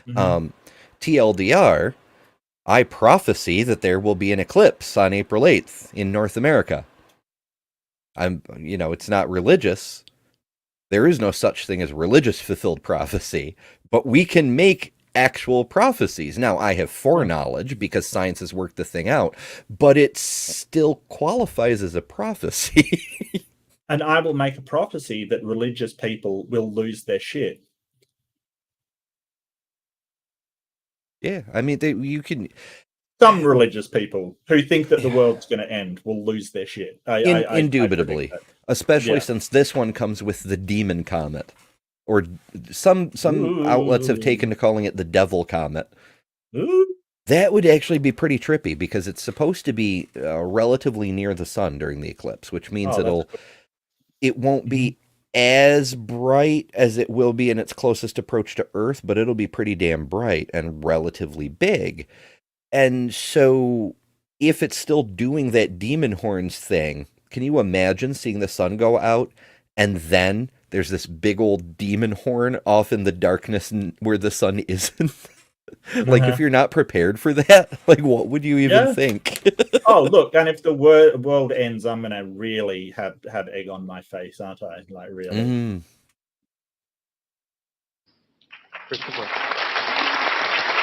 I don't think that really deserved the clap, quite frankly. Maybe it's just me. I don't think it deserved it. There's a story I was told, not unlike that, but a Roman Catholic priest, actually could really be any Christian. There's a comparable, this is not my fault. There's a comparable story I was told about the death of I think it was a Roman Catholic priest, but it could be any Christian official, really, who gets to St. Peter's Gate and is told, well, you're well done, thou good and faithful servant. Here's your place we've been preparing for you in paradise. And he says to St. Peter, but I see that there's terrible suffering and deprivation and misery among the souls in hell. Surely my place is with them, ministering to them. And he's told, you really don't get it, do you? One of the reasons why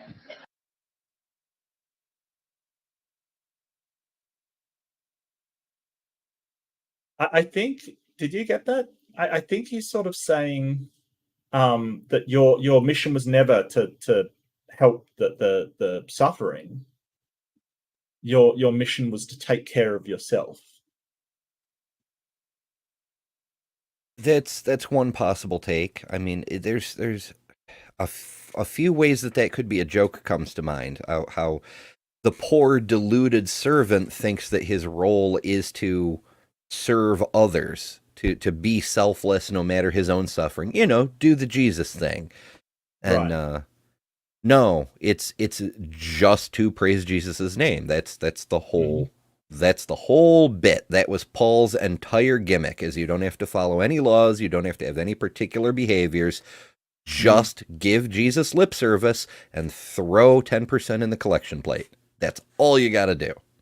Yeah. I like doing this. Some people say sometimes, don't I ever get tired of debating with the religious? No, absolutely I don't, because you never know what they're going to say next. Sam and I don't mind being called predictable. It's very easy. We know what we think. We say straight out where we think we know, where we think it's not possible to know, why we don't think there's a supernatural, and so on. But this evening already we've had your suggestion that God is only really a guru, a friend when you're in need. I mean, he wouldn't do anything like bugger around with Job to prove a point. And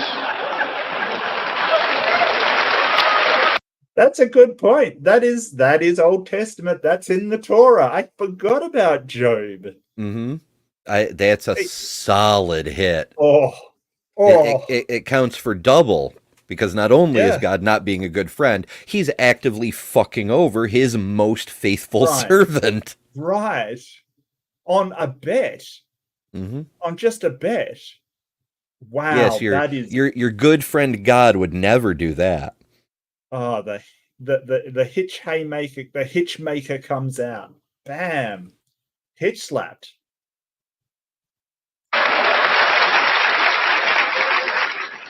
Which, if I now tell you, well, that must mean that book is not the Word of God. You'd say, well, whoever believed that ever was the Word of God.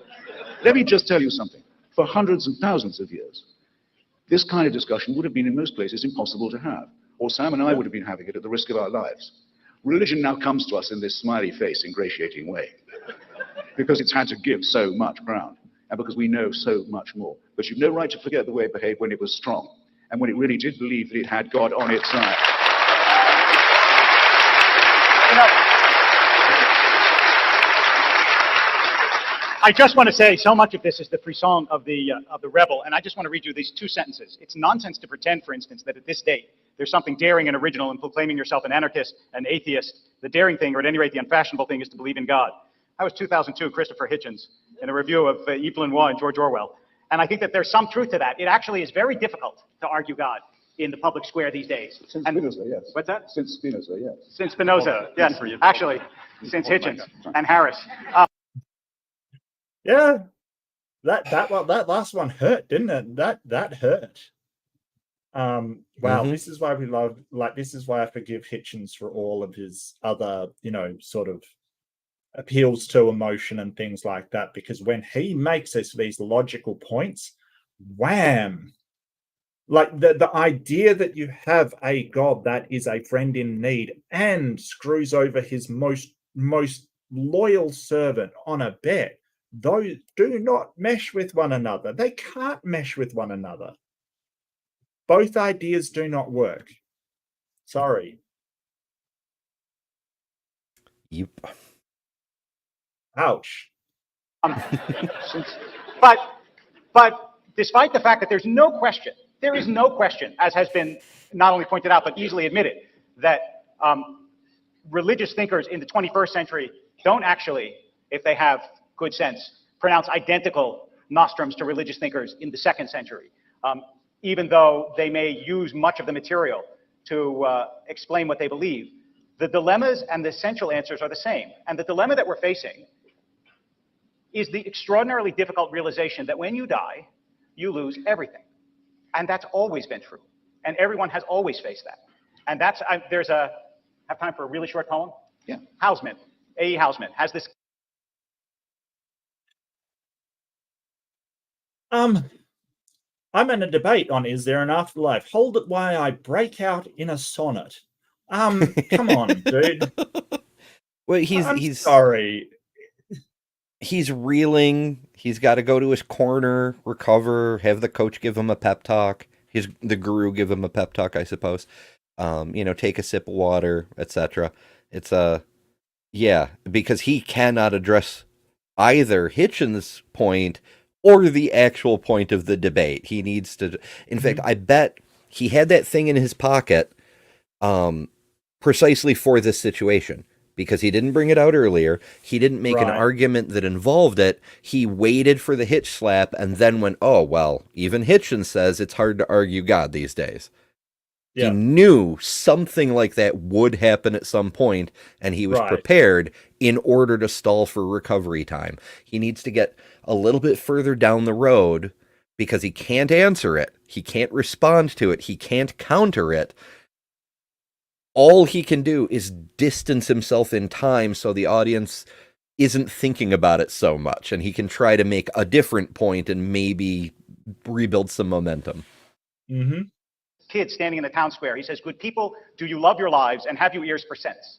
Here is a knife like other knives that cost me 18 pence. I need but plunge it in my heart, and down will come the sky, and earth's foundations will depart, and all you folk will die.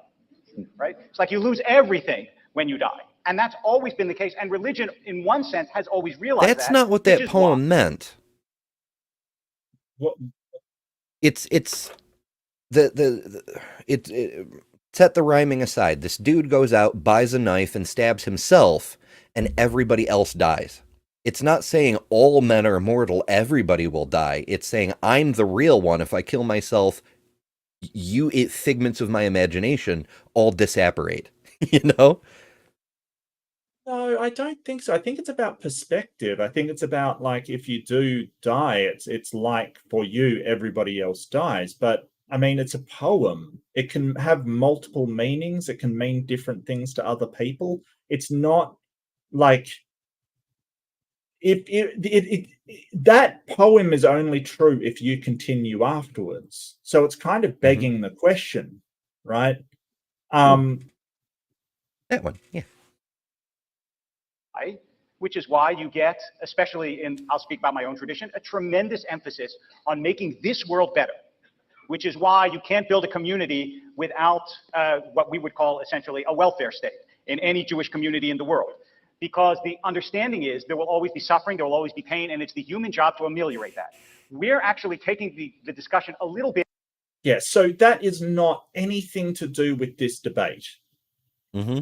That's nothing to do with this debate. Regardless of whether your religion says to make this world good or not, it does say that there is something after death, and that's what we're focused on. Like, this is just complete red herring. Like, it's gotten, like, he's just gone down a track where it's like, well, but we're told to make this world better. Yeah, but the debate is there something after this life? It doesn't matter how good your God says to make this world. It's the question of, is there anything after it, or whether that is an empty platitude. Yeah, it's thoughts and bears. Yeah, like there's so many religions. I dare say almost all of them. The only exception that comes to mind is the version of the flavor of evangelical who think it's their sacred duty to try to hasten the end of the world because for some reason the world existing is what's stopping Jesus from coming back. So they want to destroy it as quickly as they can in any way they can. Them notwithstanding, everybody else wants to build a better world. The disagreement is what constitutes better. Right. And better for who? It's to a different level, to the consternation of some of my discussion partners, which is to say, look, you all know, for example, let's think about this not as biologists, but as physicists. You all know that there's this idea in physics of multiple universes. That is, that right now, there is a universe. What? Yeah, there is an idea of there's multiverse, sure, but we don't even know if that's true. Are you going to Deepak Chopra this shit? Is that where you're going, sir? Are you doing a Deepak Chopra? Are you reaching for quantum universes and things like that? Or many of them that parallel our own, with maybe slight differences. Like maybe there's a universe where Rabbi Artson and I are winning. But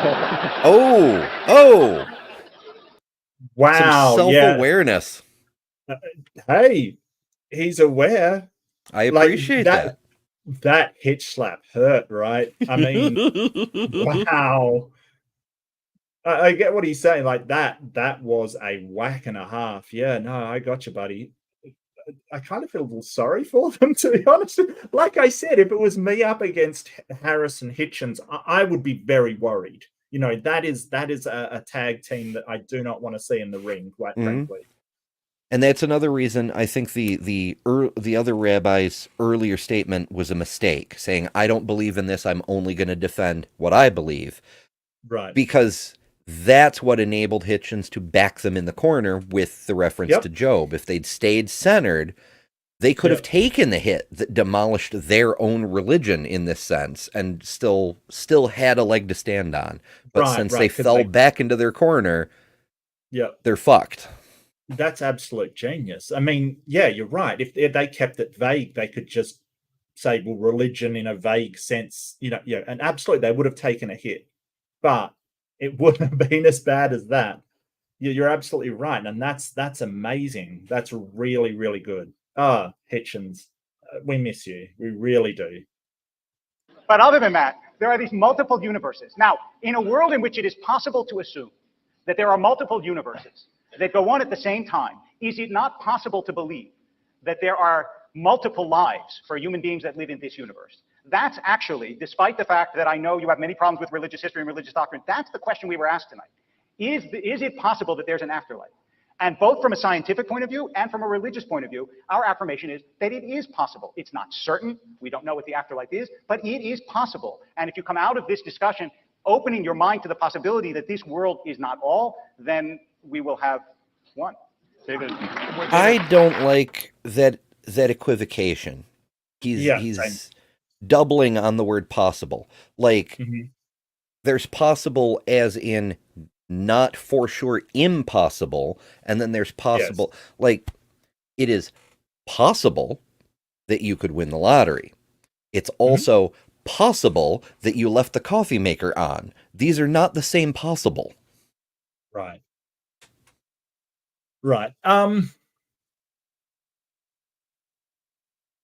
Yeah, so and the other problem is, sorry, I'm just organizing my thoughts here. The other problem is that when you say something is not impossible, right? So that's basically what he's saying. He's saying, hey, if there are multiple universes are true, or if multiple universes are possible, then it is not impossible that there is an afterlife. Nobody that talks about multiverse think that there's any transition between them, right? We don't go over to the other multiple universe, right? Like just say it's a child universe of a Big Bang event, whatever. We don't go over to that one. We don't spend the rest of our lives over at that one. You're kind of saying, hey, there's this thing that physicists say may be possible. Therefore, why is my thing impossible? Well, I think you have to make a case for it. I'm not even sure it is in fact possible, because just because the math seems to work in describing this thing doesn't make it possible, right? Like that's the thing. We don't even know if multiple universes is in fact possible. Yeah. I want to revise my statement a little bit. that we can hypothesize an idea does not mean it is possible. It's possible for us to hypothesize it, but that doesn't mean it's actually possible. Correct. Like multiple universes may in fact be impossible, right? That cannot exist in reality, which is the definition of impossible. So for you to sort of say, well, if it's possible this, well, we don't know. We don't know if it's possible. We don't know if it's plausible. We don't know if there's even the slightest chance it can happen. We just don't know. So I think, yeah, he's kind of playing a bit fast and loose with language, really. Yeah. Yeah, and Beheaded Kamikaze makes a really good point, and that's sort of, I agree. Whether something's logically impossible or logically possible is different than it being ontologically possible or impossible. So there's nothing logically impossible about a unicorn kind of thing, or there's nothing logically possible with exceeding the speed of light, but that's physically impossible. Like, so he's kind of conflating those two, that, hey, because multiple universes aren't logically impossible, then they're possible in reality, and that's not the case. You're absolutely true, Beheaded Kamikaze. You are doing work in chat, mate. I have seen you there. Awesome. I want to push you on that, because this was actually my first question to you. What do you see that afterlife as? My answer. Honestly, this is a question they should have asked from the freaking start, right? Yeah. Like, let's put some boundaries on this thing. Yeah, what is it? I mean, if you're saying, hey, there is a car, well, what car is it? Like, you know, if there is an afterlife, well, what freaking afterlife is it? Is it resurrection? Is it reincarnation? Is it spiritual, multiple universe spirituality? What the hell are we talking about here? We're not even. I think what the rabbi said, where he goes, oh, well, I have to take a run up instead of a standing jump. I think they went backwards to the God, and now they're getting to the actual afterlife kind of thing.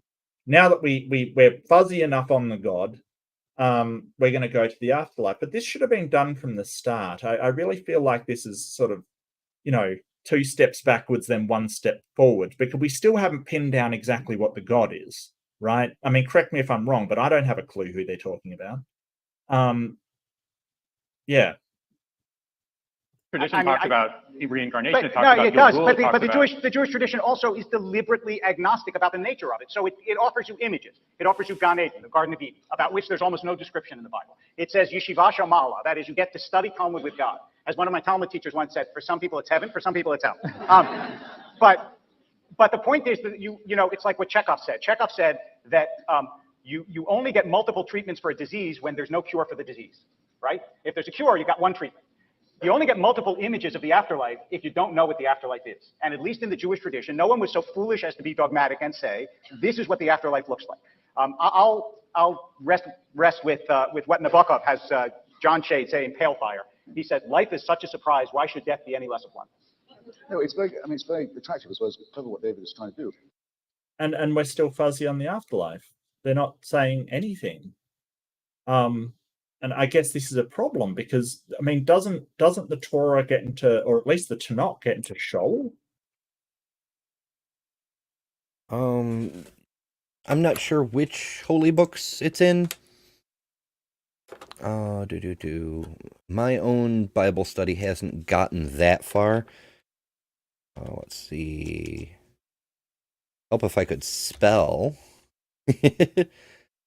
Let's see, passages. Yeah, so it's mentioned 66 times throughout the Hebrew Bible. That mentions Sheol as a state of death and a sense of eternal finality.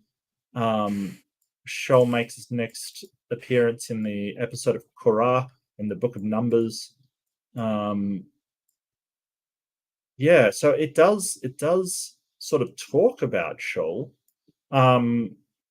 Second Samuel first cements Sheol as humanity's ultimate destination post-mortem.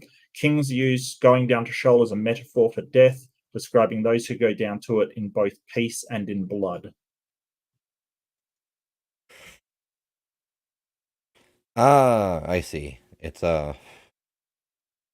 it's all over the damn place. It's in the Psalms, Yeah. it's in Isaiah, Yeah. it seems to be just a synonym word for Hades, like where the dead hang out until they're judged. Everybody goes there. Yeah. But I mean, it says that in the book of Ezekiel, it's sort of described as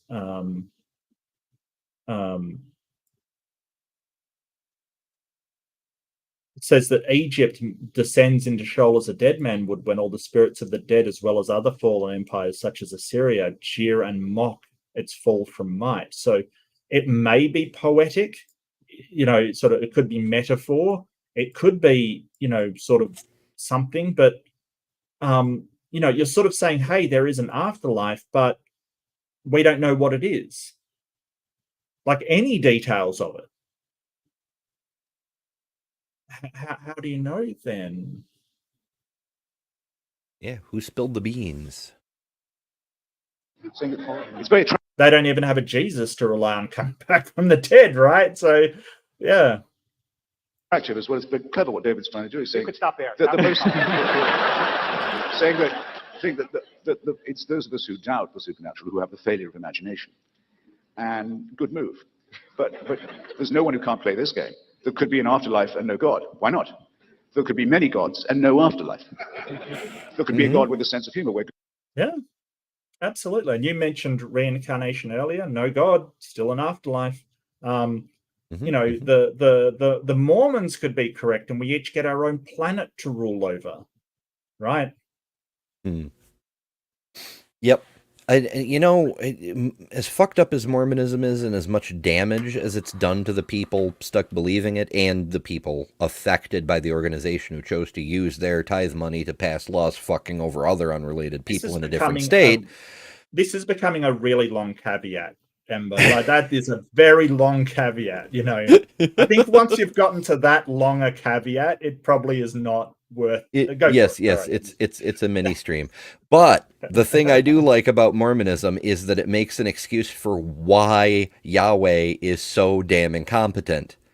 It's literally his first day on the job as a god. He used to be a mortal just like us, and he died and got his own planet. Brie, the wonderful Bumblebee is in the house for the swarm. For the swarm. I just like saying that because I think that's one of the lines in StarCraft, I think. Yes. Swarm. Yep. Yes. And I love the crossover between StarCraft and World of Warcraft, because in Warcraft it's for the Horde. And as you're playing the game, there's a band in both universes called the Terran Chieftains. Except in World of Warcraft, they're the Tauren Chieftains. They're the cow people. Yeah. But it's the same band. They play the same music, and they're real programmers who work at Blizzard who play instruments. And I'm like, oh, I love it. Good people went to hell, and evil people and evil people carried on as in his initial creation, ruling the roost. I'm willing to imagine, as Princess Leia says in Star Wars. I can quote literature and scripture too.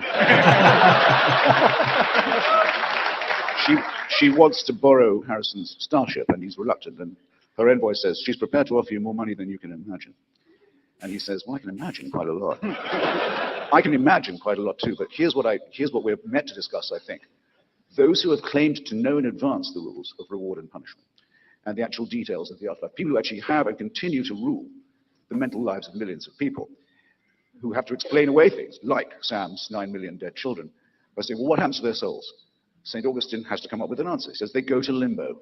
At least if they're not baptized Catholic, that's where they go. So millions of people for hundreds of years thought that's where their children were. A terrible form of sadism and mental serfdom that the church is now considering dropping. But that limbo was really real to people when it was imagined for them by a sadistic North African pseudo-intellectual. So it's not a failure of imagination to say that this use of imagination is perverse. Neither Sam nor I have said it's impossible that there be a post-life existence. We've just said that it's not knowable, not that it's not known. So surely the default position must be that it's those who have ever said that resurrection or an afterlife is a dogma who have the explaining to do. For myself, I'm very open to that. I like surprises. Well, I might hold it there because it's kind of halfway through. Did you want to continue the second half? Because we're never going to get through this in time. There's a lot still. Yeah. There's a lot. And I think this one deserves not to be rushed. Like, it was a really good suggestion. I'm really enjoying it, actually.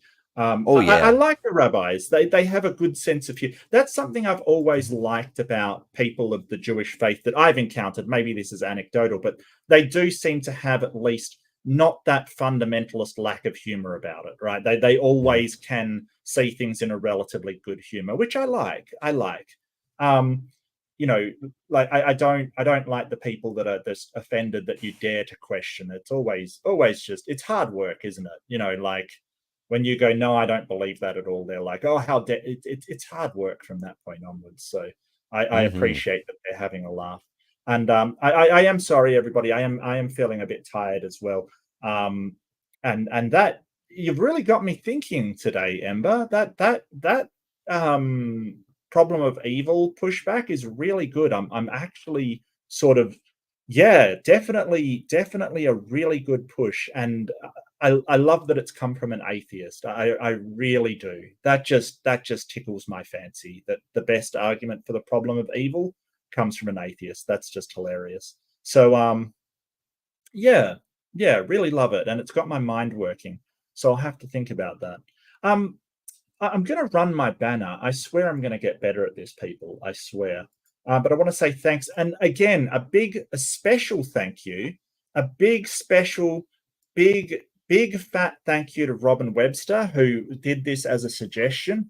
Really good suggestion. Really enjoy. It's not technically a debate, but amazing suggestion. And you know, we can be critical of Hitchens and say, hey, he's still an amazing debater. I mean, I'm sure there's times where people could have been critical of what I've debated or what Ember's debated, and that's the only way you get better, and the only way you actually can get, you know, better arguments is to acknowledge where your arguments have fallen down or, you know, had problems. I've got to update this thing for March as well, but I want to say thank you to all my all the people with readerships who contribute so much. Thank you so much. Shout out to Mark on the Ember Show. No, look, I'm prepared to give it over at this point, quite frankly. I feel like I've been boarded and I'm about to be carted away to Tortuga to be sold, quite frankly. Strike your colors, matey. Strike your colors. Your ship's been liberated. For freedom. For freedom. Yeah, something like that. Anyway, Ember, what have you got going on? What have you got coming up? I really have to know. Oh, the usual array of mischief. Tomorrow, Earl's going to stop by my channel at, I think we're at 1 p.m. Eastern. We're going to do some more is that the makeup? fun. Yes, makeup stuff. Fantastic. Earl has some eyeshadow goodies to go over. Ooh. Yeah, so that should be cool, because I'm like, I enjoy this purpley sparkliness, but I need to up my game, so I'm looking forward to that. And then the Sunday show is at 8 p.m. Eastern, and that leads into Bad Science Sunday on Maya's. And I've been shit at doing random live streams lately, but there's some coming. I've been saving up material because I haven't been able to get them out. So whenever the fuck I get out of work early enough to do those, so make sure you ring the notification bell so you don't miss those. And failing any of those, though, because of course being random, I don't know when they'll happen. Next Saturday, new video, and then Saturday night, Mark will be at my place for part 2 of this show. Yeah, absolutely. Sounds really good. Oh yeah, I did Bree sent me over to read something out, and I didn't know what it was. I tell you, it was a bit of a tongue twister, and it took me more than a couple of takes, but I stuck with it and read this thing out. So that was a surprise. Thank you so much, Bree. I did mean to post it in my community thing. I've been really busy, and I really should. So I apologize. But yeah, that's up. Mark Reed reading some.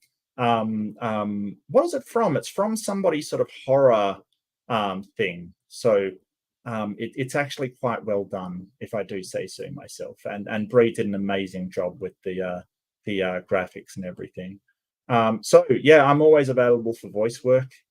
Please don't put as much as a tongue twister as Bree did, because that was actually hard to do. Like you don't realize how hard it is to read out some very, very obscure words kind of thing. It was good though. It was great. What have I got coming up? I've got the first ever reverse room rumble. So I have sent out a plethora of emails.